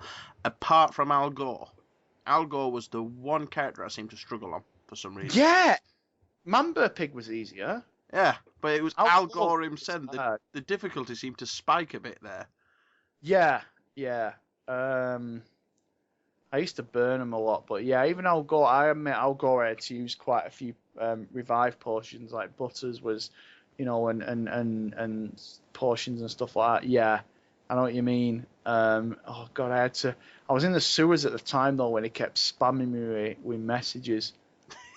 I was trying to find my way back. I mean, I kind of got the hang of it after a while, but not when he kept messaging you. Yeah.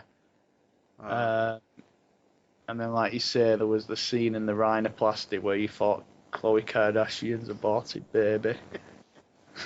I still think the best boss battle for me though was where you're fighting underneath your parents while they're shagging, and every now and then you're having to do the Matrix dive to avoid the ball sack. Oh yeah. Oh God, yeah. Oh God, that's an image that I'm never gonna get out of my head. Yeah, and you get crushed on. Oh no, the enemy gets crushed. He does at the end, yeah. And you fart on Princess Kenny's balls.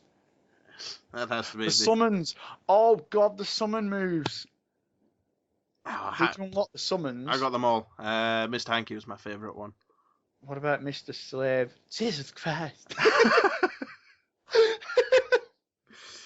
We're supposed to be doing a podcast, but yeah, Mr. Hanky's was great when he had like the shitstorm, yeah. You're making me want to play it again. But yeah, some of the friends you kind of like Lemmy Winks. It was a nice little touch that, and you had to recruit the goths, and yeah. We were talking about Twitch, but yeah. Oh, we were, yeah, Twitch and YouTube at the point, weren't we? Which, remind me, I've been meaning to mention this, but we keep getting distracted. You can now also find Crazy Horse Gaming at crazyhorsegaming.com as well as .co.uk. And what's the difference? No, it's exactly the same website. You just got 2 different options to type in your search engine now. Nice. And we're on Skype at the moment, chatting as we do our podcast. And speaking of Skype, that's now been it's now available on the Xbox One to use during games. Are you going to use it? I'm not sure. I'll have to see how integrated it feels. One of the things that I've noticed with the Xbox One is it feels a lot more complicated than the 360 did, or does. It's not nearly half as simple to, or it wasn't last time I played, to just chat with somebody over in-game chat or anything like that. You just want the blades back, don't you? Yeah, blades were awesome. But even if they had the same user face as the 360 now, it'd be a lot more simpler than what they're running. It just feels the chat things and stuff like that they've made a bit overcomplicated.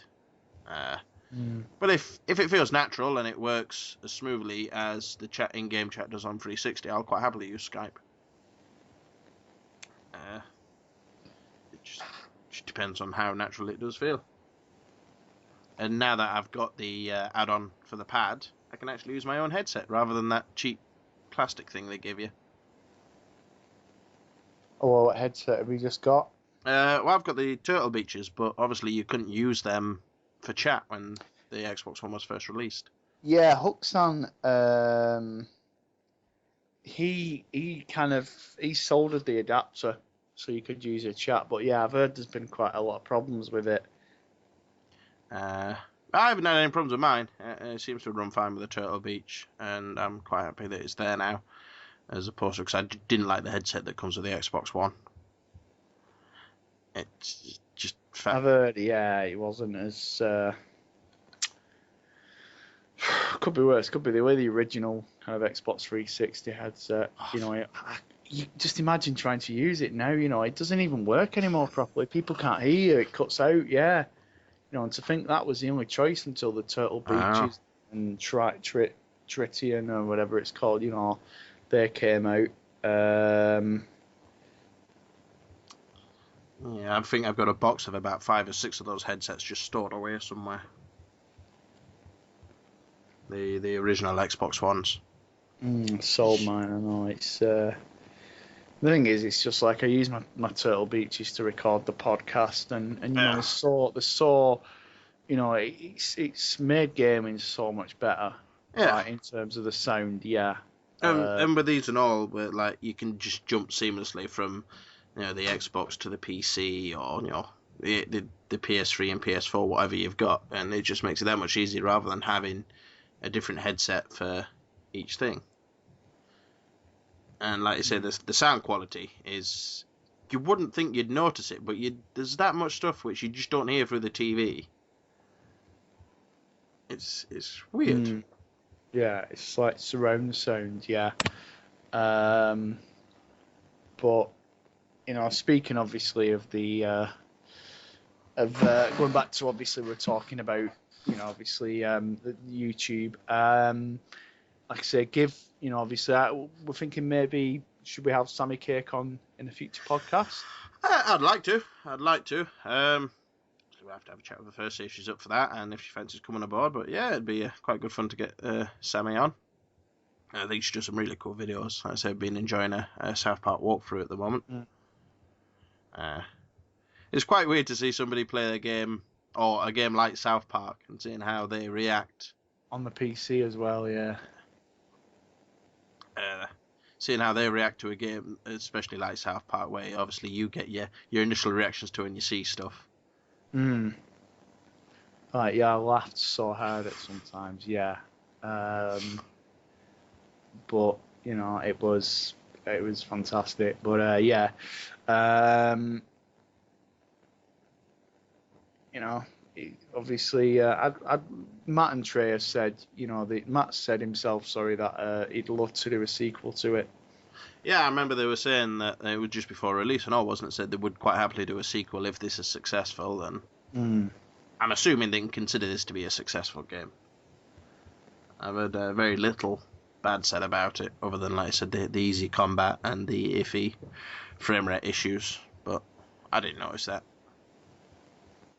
No, I mean, it kind of, for kind of froze a couple of times. Not actually froze, but kind of just took a while to load a bit. But yeah, it was fine. Yeah. I'm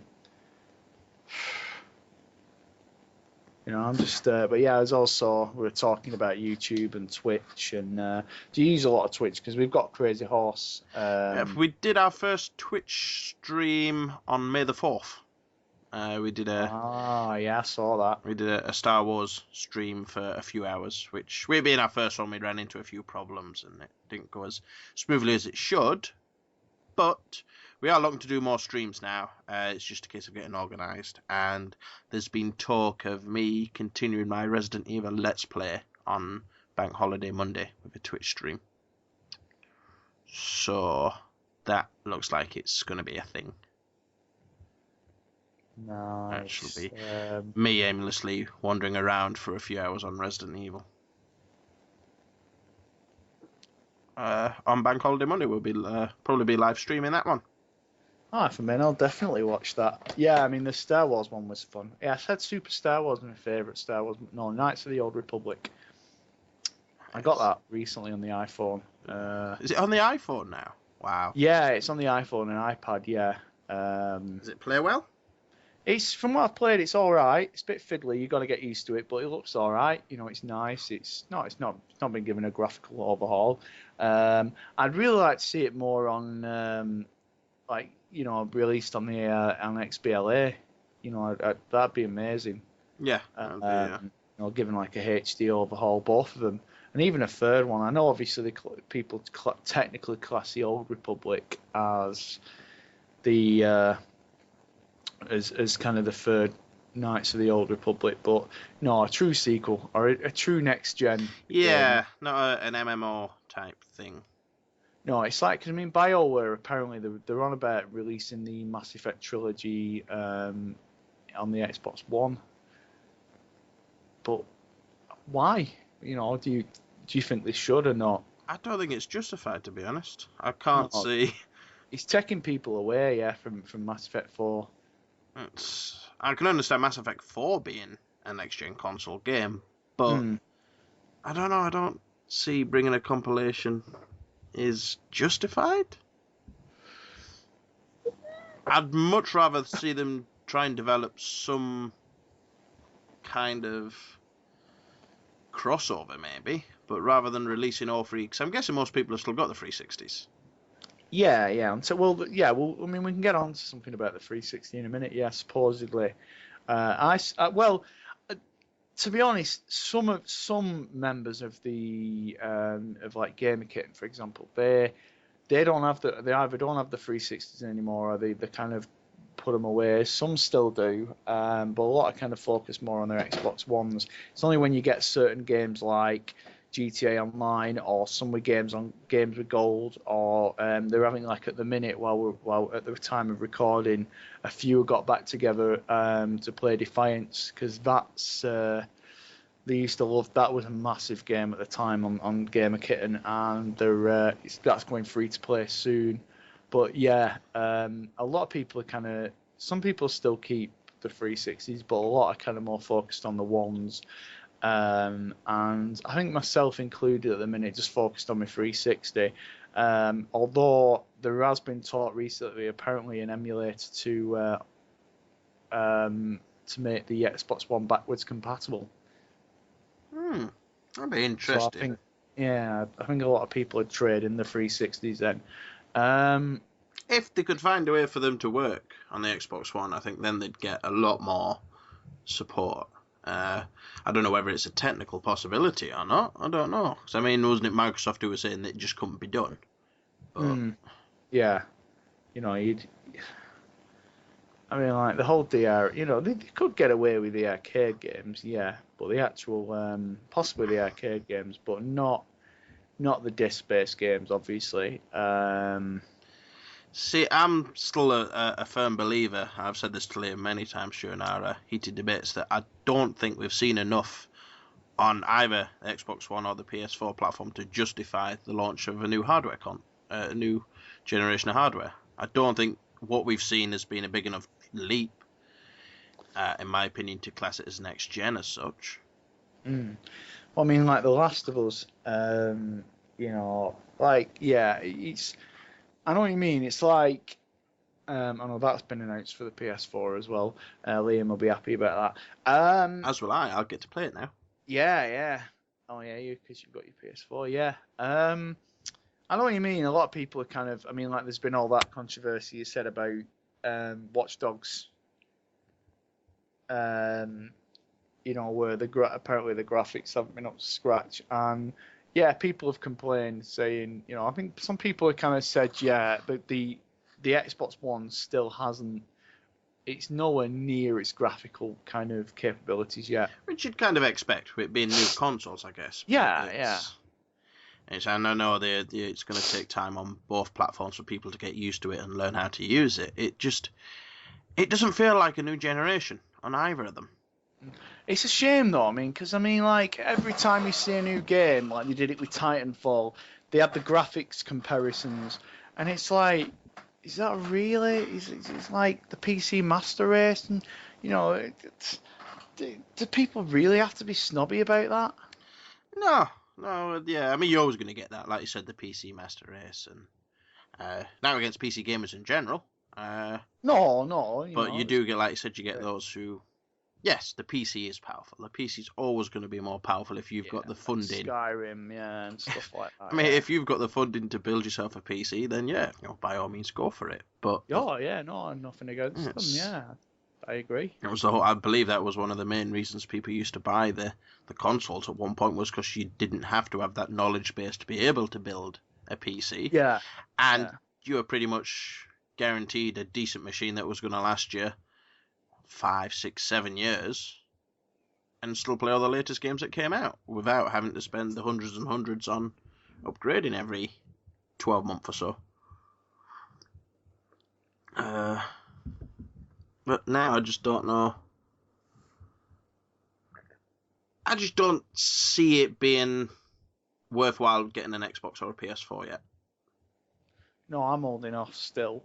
There's not enough at the minute. I mean, Titanfall, it looks, for example, Titanfall looks really good. I've heard really good things about it, and same with Plants vs Zombies. But the fact that it's just always online, it just seems like a bit of like a commitment. It just seems like, you know, I know obviously you can play it whenever you want, but it just feels like with it being an always online game, you just kind of, you're tied to it, you know, and if you don't play it enough, you're going to miss out on, you know, against players, you know, you're going to end up playing players who are far better than you, etc., etc. And there's always going to be that worry in the back of your mind of, if I don't get enough time in this early enough, what happens when they shut the servers? Oh, yeah, definitely. Good point, yeah. You know, and you don't want to have to be forced to do that. Yeah, you don't want to have to be kind of forced to be like, oh, I've got to level up to level 50 in, you know, in a week or something like that, or I want to catch up with my mates, yada yada yada. Yeah, you know, and it's like, you know, the Assassin's Creed games. I hope Comet and Unity don't have multiplayer, if I'm being honest. Yeah, you weren't a big fan of the multiplayers, were you? For them, they weren't awful. The Wolfpack mods were really good on. 3 and Black Flag, but yeah, they just kind of, the game engine itself just felt like it hadn't changed since Brotherhood. Tacton multiplayer I'm not a fan of, and always just, you know, like if Call of Duty just kind of, if Activision, sorry, and Treyarch and Infinity Ward and Sledgehammer, etc., if they all just kind of just suddenly went, right, Call of Duty is not going to have a story mode anymore, just the multiplayer. Yeah, it'd mean, you know, they'd focus more on the multiplayer and change it, but then I'd be like, no, I'm not interested. But, you know, Call of Duty's got to have a single player for me as well. Like Battlefield, you know, Battlefield's more focusing on the multiplayer, but apparently, it's, you know, it's got a single player in there. It's got to have the best of both worlds. I mean, I'm not saying Titanfall has to have a single player, but, you know, the fact that it's just always online, you know, like it's a massive multiplayer game. That's why I'm kind of not interested in it at the moment. I understand. I get what you're saying, but I wonder if Call of Duty did do that. If they said, we're going to scrap the single player now, it's going to be multiplayer only, do you think they'd lose many sales? probably less than a quarter, I'd say, maybe about a quarter at a push of the sales. Because you see the multiplayer figures on that, it's like Halo. Obviously Halo's apparently got great campaigns, but you see the stats for like Halo, Call of Duty, it's all online mainly. A lot of people buy games. Like I know a lot of people who've got games like Call of Duty. Some friends like Mana Bronze, etc. Unfortunately he lost all his saves recently, but on his 360. But people like Mana, yeah, he got some faulty. It was transferring him over. It was Sex or I call him CX, but they pronounce Sex. But yeah, he got like a dodgy hard drive from him. Faulty hard drive. That's got to be a kicker, that. He wasn't just. His kids were crying apparently because he'd lost the Minecraft saves. And no! I was in there, and the Lego Batman and everything. Yeah, I was gutted for Bronzy. So you got to feel for anyone that happens to. Yeah, I know what you mean. I used to have that on the PS2. My brother, he'd accidentally kind of corrupt my saves or delete them on the PS2. I've done that where I've just lost, obviously not to that degree, but where you've had corrupted save files and I've just never gone back to the game again. Right? Yeah, I know what you mean. Yeah, Final Fantasy X was another. It got erased, and I was like, I must have spent about 100 hours on that, and it was like, yeah, just don't have the motivation to do it anymore. Yeah. It's just a game. No, you don't understand. It's not just a game. I've spent Skyrim would be the same. I had to go back and do that because the Dawnguard quest glitched. That was a vampire for good. And the woman who I needed to speak to sort out the quest to change me back to a human, she died. She glitched out on every save. She was dead, so I couldn't speak to her and trigger the quest. But yeah, the point I was making, yeah. I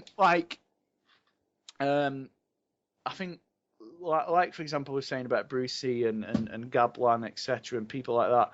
They haven't finished the GTA single player. They've just been focusing on the multiplayer. It kind of, and games like that, you kind of like Call of Duty, they don't, they get it for the multiplayer, and it's like some people might start the single player campaigns on these games and be like, yeah, and then as soon as like the mates start getting it, they all start playing the multiplayer, and it's like the single player just kind of suffers. You don't. Banzi, Unabanzi, Unabanzi, Unabanzi plays Assassin's Creed, but he doesn't focus on the single player. He plays multiplayer. Yeah, I've never. I mean, all fair dues to those people. That's how you enjoy your games. That's great. It's to me, it doesn't make sense. I can't, but that's just my preference. I can't play a game and not go straight to the campaign. No, yeah. To me, that's the first thing. I make a point of making sure I've finished the story and the campaign, and before I even entertain any type of multiplayer or co-op type game. BioWare did it well though with Mass Effect 3. Yeah, BioWare did that really well. But again, it was the same with that. I didn't even touch it until I'd finished the multiplayer, the single player. Sorry. Well, you have to really, because you have to play this in multiplayer to get your galactic readiness up. Only if you want the perfect ending. You can. Oh, yeah, but which I quite happily did afterwards. Once I'd done my first playthrough of the story, I went back and did like the multiplayer and got my galactic readiness up while playing the single player again. But I made a point of not touching the multiplayer until I'd played the story itself all the way through. And that multiplayer was really good. It was great because it was kind of, there were no people kind of team killing or anything like that. It was like it wasn't competitive. Yeah. It was like co-op in a way. Yeah. It really kind of worked well. And that was one of them kind of rare instances where it's great, the multiplayer on it. I mean, I hear a lot of great things about Battlefield, and apparently Battlefield 5 is going to be announced at E3. Have the Battlefield games never interested you? I can't honestly say I've played one. Same here. I'm more of a single player guy like yourself. Well, none of the modern Battlefields anyway. I believe I played Battlefield. I want to say it was called Battlefield 2. It was one of the early 360 titles. Bad Company 2. No, it wasn't Bad Company. It was before them. I'm sure it was called Battlefield. There was that Battlefield 1943. That was an arcade game. I think that came out in like 2008 or 2009. Might have been before that. I'm talking like early Trying to think, 360 days. Could be wrong. I'll just double check here. Same here, yeah. We're very professional here at Oh, Crazy. yeah, we spend We're always ready. we spend hours researching. Battlefield 2. I feel to have a look. Well, there was Bad Company and Bad Company 2. Uh, I don't remember that on the 360 because it's got the. I remember it on the PC because there was that expansion pack, Special Forces. I remember having a really impressive multiplayer as well. It was like the first multiplayer I got into, and I remember it being literally, I'm talking like within the first 2 years of the 360's lifespan. Yeah, Battlefield 2, Xbox Live 360. Battlefield 2 Modern Combat. Really? I can't see it here. I've got Battlefield. Oh yeah, Modern Combat. Yeah. Yeah, and then there was Battlefield Bad Company and Battlefield Bad Company 2. Yeah. Oh yeah. So that'd be the last Battlefield I played. I remember. Oh yeah, I never played it, but yeah. Call of Duty 4 Modern Warfare was fantastic. That was. I think that, in my opinion, that was when it was at its peak. Yeah, I think. Yeah, one of the best multiplayer shooters ever. Yeah. Such a great game. It's always a source of embarrassment to me to say that my younger sister always kicks my ass at that game. Mainly because I'm terrible at it, but yeah. That's pretty much all she plays is the Call of Duties, and she loves the competitive first person shooters. She only good at Halo and I don't think she's tried the Halos. I think she's more of a realistic first-person shooter, and she did. As opposed to Space Marines teabagging. Yeah, and she kind of looks for games that her and her husband can play as well, sort of like co-op type stuff, quite often. Oh, fair play. But yeah, last time I played her on Call of Duty, I just got my ass kicked miserably. No shame, to be honest. It's Call of Duty. It's I'd be more ashamed of the fact that you're admitting you played Call of Duty. Every now and then I like to see how the other half live. You sit there, so this is that Call of Duty game then, is it? Back in my day, 2007. I remember when Call of Duty was good. When you were storming the beaches of Normandy. Over and over and over. Yeah. I remember when there were loads of World War II shooters on PS2. Medal of Honor. God, that's basically, I won't say died a slow death, but that's done nothing on the, apparently they're awful, the Medal of Warfare. Medal of Honor games on the 360, apparently they were shocking. Couldn't tell you. Yeah, I've heard nothing but bad things about them. There was a really good third person, I don't know if you ever played it, shooter on the 360. Well, obviously we talked about Singularity and all that with first person, but did you ever play Mercs 2? Mercenaries 2, that was really good. No, I don't think I did. It rings a bell, but I don't think I played it. That was really enjoyable. And then there was also that absolutely stunning first-person title, Duke Nukem Forever. Bless him. Bless old Duke. Oh God. That was never going to be a good game ever. Well, no, they just basically brought it back from the dead. It was just to get it out the door. Well, you say rushed it out. It took them bloody 12 years to make the damn thing. Well, no, but I mean, it was 2 years in development at Gearbox. Yeah, after. I mean, they must have picked up the bits and pieces of God knows what was left of that game, and to get it all patched up and working. And the game should have been out like 98, 99. Yeah. And then George Broussard just kept changing it because he kept seeing the new technology, like the new Quake engine, etc., the new Doom engine or whatever, and he's like, I want that. Yeah. and then it just eventually, like you say, just got to that point where it was like, and I think now that's what that Gearbox need to announce a new Duke Nukem, a true Duke Nukem game. They're in the middle of a bit of a I don't know if it's still going, illegal ding dong with 3D Rams at the moment, aren't they? Yeah. Was it 3D Rams saying that they never sold the rights to Duke Nukem, only that one title, and Gearbox have pretty much just gone back and said no reach contract, we own Duke Nukem now, and it's won't be the first time 3D Rams have tried having a pop at Gearbox, though. I believe it was, they kicked off, I think, initial first time round, they were kicking off saying how they'd been dwindled out of money and stuff like that, and Gearbox just went, no, go back and have a look, and it turns out 3D Rams were completely wrong, and they had been paid everything they were promised. And God, it seems like Randy Pitchford's had a bit of controversy, hasn't he, recently? Like, he loves it. I mean, there was also that where Sega basically said that, claimed that Gearbox made Aliens Colonial Marines, and then Gearbox said, no, we didn't do anything to do with it, Sega did it. See, no, Try and push the blame on each other. Yeah, what was it now? Sega gave Gearbox the license and said this game's shit, and then Gearbox went, well, we gave it to another studio to make. And I think the idea is just to keep Sega chasing around all these studios, like pass the parcel.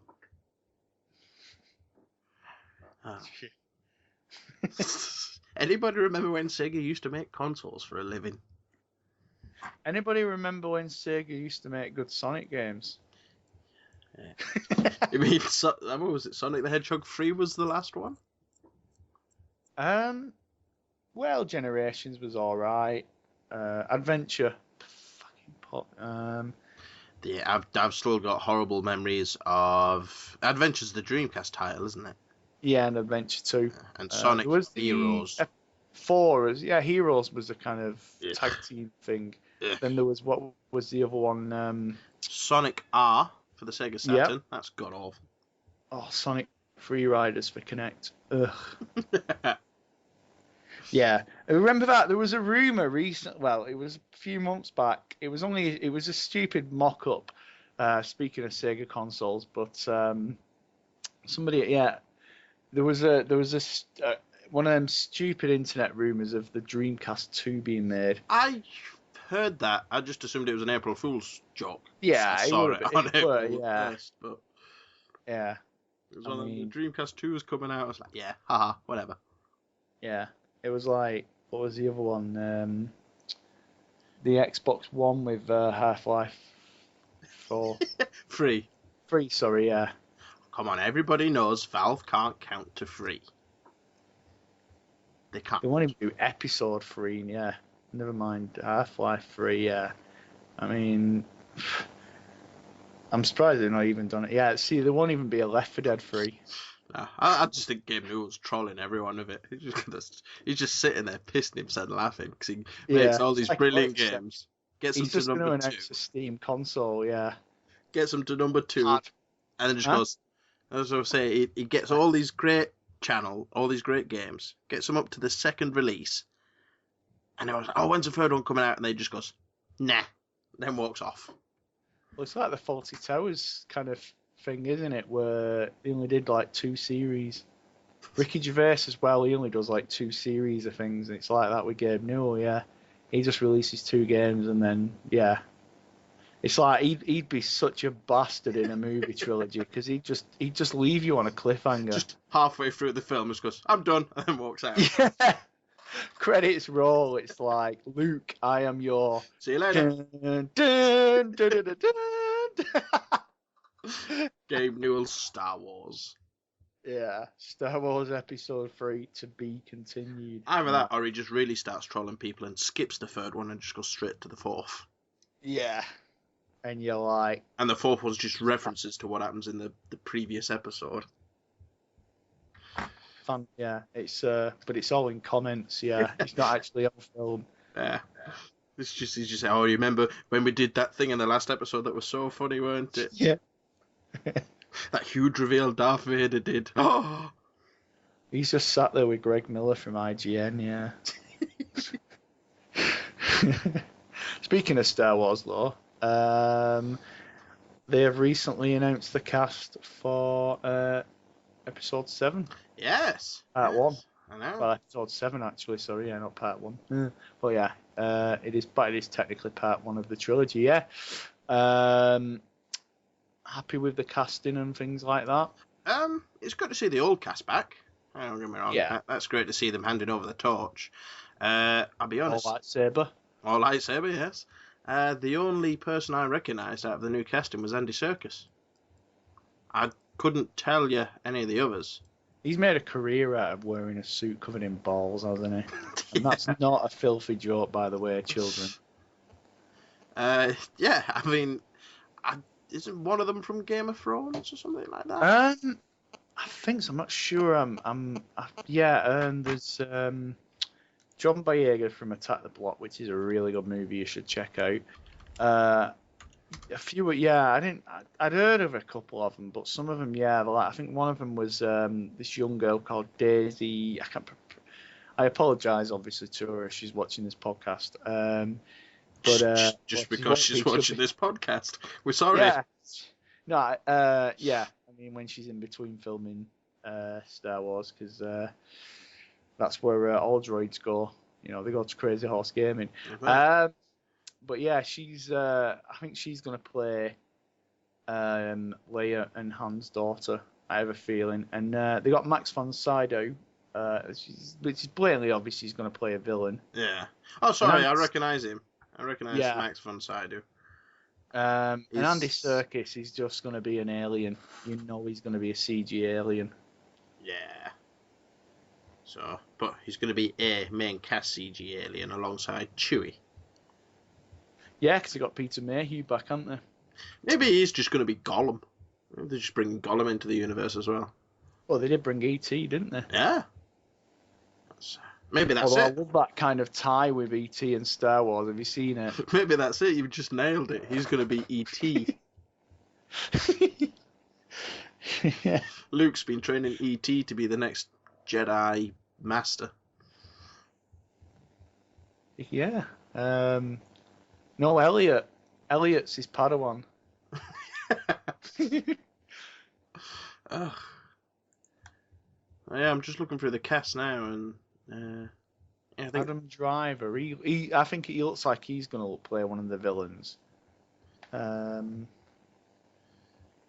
Oscar Isaac was this fella. Yeah. Oh, there's Domhnall Gleeson as well, who was in. He's a well-known actor. A lot of people know him best for. He's obviously his dad. Is Dominic? I think it's Dominic Gleeson. And he was in the Harry Potter movies as one of the Weasleys. I've only seen the first one of the Harry Potters and the third one. Yeah, he was one of the Weasleys in that. But yeah, it's good. Well, the thing is, J.J. Abrams is kind of like, I think what he's doing with it is he's doing like George Lucas did with A New Hope and etc. Well, from obviously 4, 5, and 6, where he's trying to get a cast together of new people. You know, like he did with A New Hope. Where, like, obviously before that, you know, until A New Hope, nobody had heard of Mark Hamill or Carrie Fisher or Harrison Ford, etc.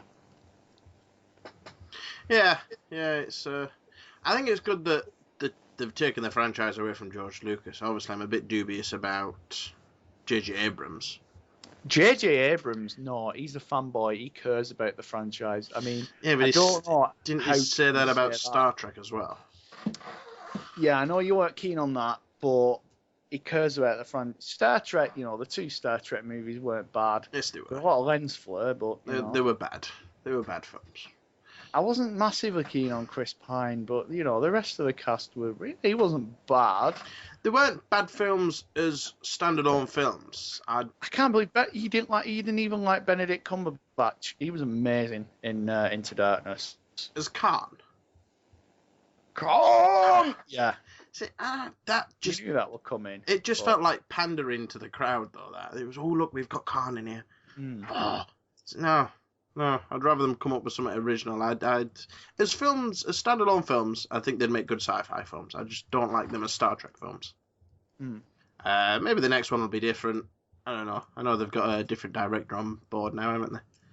Yeah, yeah. I forgot his name now, but yeah, I apologise as well to him. You know, obviously, I don't mean to be ignorant. But yeah, no, J.J. Abrams, obviously, he's going to write a good script because, well, George Lucas can't write dialogue for toffee. Even the originals. I don't know. I think the problem. I recognised your foul stench from here. That was shit as well. I think the problem with the new ones with George Lucas was that it'd become that big and that famous that nobody dared question what he was doing. He was pretty much given just free run of his own products, whereas I think with the first three... Well, he gave Simon Pegg advice. He said, don't be making the same movies 30 years later. And it was... You know, and I think the original... not the original trilogy, the prequels, for me, it was like partly his decision, but I think a lot of it was pressure from the studios to kind of, you know, they were like, right, let's get a Star Wars movie out. Like, oh, let's do. I mean, he's always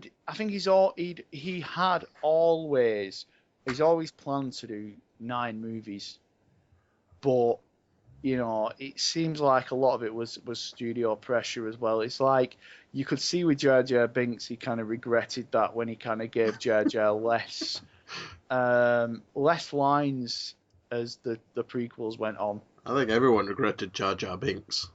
Yeah, he was the prequels Ewoks. Yeah. You excited though about it though? I am. Wars? Yeah, I'm interested to see where it goes, and it'd be nice to see it just go in a completely different direction from what we've seen with the prequels. And admit it, you are gonna geek out as soon as the big brass, scroll feed hits and the scroll text goes up. I think that's just kind of in my blood now. You can't help but geek out when you hear that, and you sat in front of the huge cinema screen. And but even your telly at home, yeah. Yeah, definitely. I'll definitely geek out when that happens. The first trailer, that first trailer's... I think, to be honest, with the internet being as powerful as it is now, you know, I think that first trailer will be the most downloaded trailer or watched trailer on YouTube in history. Definitely. And I guess one of the good things with J.J. Abrams taking it on is he likes to keep tight-lipped about everything.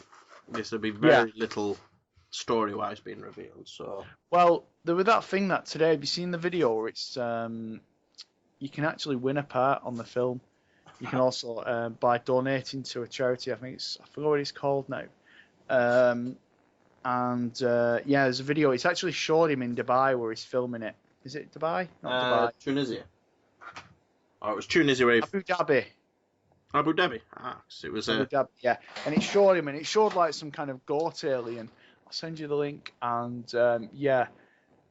he's basically, if you donate to his charity, you can go around Pinewood Studios and meet like the cast, and also you can basically like have a part in the film. How cool would that be to say you're part of the Star Wars universe, even if you're an extra? That would be awesome. Basically, hands up everyone who'd like to appear in Star Wars Episode 7. Wait, was that all of you? Well, for one lucky fan, it's set to become a reality. That's just going to be a huge logistical nightmare for them, isn't it? Yeah, with filming on the long-awaited blockbuster now underway in Abu Dhabi, director J.J. Abrams has launched a new initiative which enables fans to not only help a good cause, but also potentially win a part in the movie. Speaking in a special video message from the set, Abrams has revealed that the winner and a friend will be flown to London and have a chance to nose around behind the scenes of the Pinewood shoot while no doubt hanging with R2-D2 and the like. But as if that's not enough, the pair will also be transformed into members of the Star Wars universe for actual roles in the film. The competition is all part of the newly launched Star Wars Force for Change campaign, a charitable initiative aimed at solving some of the world's biggest problems. Fans can donate as little as $10 for the chance to win the coveted movie appearance, with more information available at the Omaze website, for those interested. And you've got until July 18th to make your pledge and be entered into that all-important prize draw. Get yourself down there. Oh, yes, get on the website. So that's OMAZE, OMAZE. I'll send you the link now. And there's a video of him in with one of the creatures from the film. Yeah, it's going to be. I can't see him messing this up. It's the biggest kind of franchise on the planet in terms of movies, biggest movie franchise of all time. You know, he wouldn't have taken on that job if he didn't think he was good enough. Oh well, we'll see. I mean, like you say, it can't get any worse than the last three films. The prequels weren't awful. They weren't great. If we're good, I mean, I think, I don't know, I suppose out of the three, my favourite's the second. Attack of the Clones, really? Yeah. Fair enough. I mean, mine's Revenge of the Sith, but... But, I don't know, I thought the third one and the first one were pretty terrible. Just from the first one, the pod race and the... Pardon me, the pod race and the Duel of the Fates. Sorry, not Attack of the... Yeah, the Duel of the Fates scene at the end was awesome with Darth Maul and Obi-Wan. Darth Maul they could have done a lot more with. I reckon they should have kept him. Well, they brought him back in the Clone Wars show. See, I haven't watched that, so I've only seen the movie. Well, yeah. I'd heard they'd be brought back in one of the Clone Wars seasons, but yeah, I think it was like season 3 or something like that. I can't remember. Yeah, I kind of watched the first season or whatever, and then I kind of dropped off it. Yeah, it wasn't bad. But yeah, it's going to be huge, and obviously, Lucas, Disney have said, that the Star Wars games are apparently going to be sent now. There's going to be loads of different developers working on them. Do you think that's a good thing for the franchise? Do you think it just seems like with 1313 being cancelled and things, it just seems like. Do you think there can be great Star Wars games again? Do you think it's? I think, yeah, I reckon there can be. I mean, one of the things with Disney is they've managed to stay true to the franchises they've bought. I think they've done a great job with Marvel and what they're doing with those guys, and I think we've got to have faith in them to do a great job with the Star Wars franchise. I think spreading it through different studios means you don't run the risk of getting the same stale, same old over and over again. In my opinion. Because if you look at, we have had some awful Star Wars games in the past, and we've had some decent ones. But I think keeping it to a mixture of different studios are going to keep it fresh. For all we know, they might have cancelled 1313 just because they didn't think it was good enough to be a Star Wars title. There was another one as well recently. They showed. Did you see it? There was another cancelled one. I think you played as. I forgot who it was now. Because 1313 was the Bounty Hunter one, wasn't it? But yeah, there was another one they showed footage of. And I forgot what it was now. It was on the 1st of May, actually. There was some footage of, it looked like some screenshots. Trying to think what it was called, but yeah, there was another Star Wars game that looked supposed to be pretty good. Obviously, 1313 looked very nice visually. It kind of had like a Blade Runner style to it. Yeah, it was. What we saw looked great, but there had to have been a reason for them to cancel it. But yeah, the one that got cancelled was a Darth Maul game. That's basically LucasArts cancelled it. Red Fly was working on it, the developer, the ones who developed Teenage Mutant Ninja Turtles Out of the Shadows.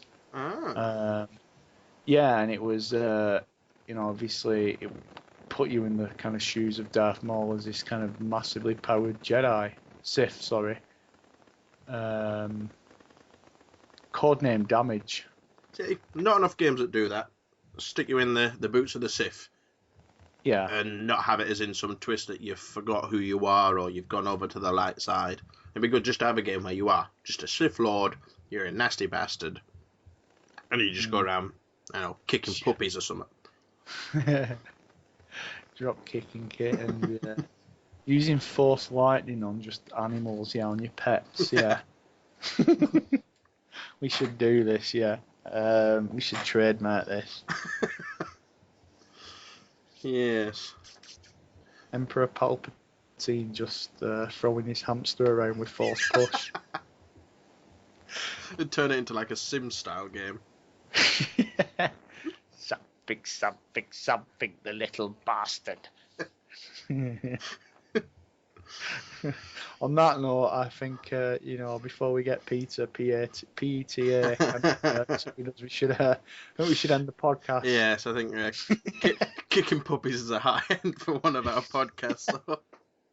Blame Disney, Disney and Star Wars for that. Yeah, Disney did it. It's not us. We didn't do that. We don't condone that. No, we don't condone that course of action. Of course not. That was a really bad line and really bad. No disrespect to Natalie Portman, but that was badly delivered. Although no Jedi or future Sith should ever go yippee. That was the worst. I think even a few of my mates have said the same thing. That should have been the warning signs for Qui-Gon Jinn there. Did he just say yippee? Yeah, I don't usually decapitate children, but yeah. For you, I'll make an exception. Nice. Well, like you said, I think on that note we should call this podcast because I've got a pizza calling me anyway. So, Mike, yes, Mike, feel my cheesy goodness. But no, it's been a pleasure. As always, it's been great fun. Yeah, definitely, and obviously try and get more content up on the site, and we'll do some versus Thursdays and etc. Obviously, hopefully get Mike and Tegs on board. Sorry, not Mike and Teg. Alex and Tegwin on board. Obviously those two are really busy as well, and it's like I say, it was unfortunate Liam couldn't join us, but still had a great time, and it's not dampened it either. Yeah, so I'll say thank you all for listening. It really is appreciated. If you managed to get all the way through it, congratulations, or watching if you've got this on YouTubes. And please feel free to go out and check out the shiny new forum we have on the site. And we're also on iTunes as well, so give us a listen, download. So when you sat on the bus and you don't want to listen to the weird kind of old person sat next to you, you don't want to humour him. You can listen to the weird, slightly younger people on this podcast. Basically damaging your brain for 2.5 hours, yeah. just end up at work a dribbling mess. But while you're sat on the bus and you're obviously the reason why these people are talking to you is because these people who are listening to the podcast are wearing the new Lunar Panda t-shirts, basically. Yeah, that's why it's drawing attention to themselves. So thank you to those who've purchased a t-shirt. Like I say, download Lunar Panda, support your independent companies, and I'll hand it over to Mike to say his goodbyes and everything. Once again, thank you everyone for listening, watching, sitting through us for 2 hours. It really is appreciated. All your support is greatly appreciated. Please feel free to visit the forums and check out the content we get up on the site as often as we can. And once again, a big thank you and goodbye from me. And it's a thank you and goodbye from me, and keep an eye out for more Quests and Bargains and etc. And we'll probably be doing more E3 coverage and an E3 podcast in the coming month or so. So thank you again for all your support, and thank you, Mike, for the opportunity again tonight. As always, cheers for the chat. Thank you, and goodbye, peeps.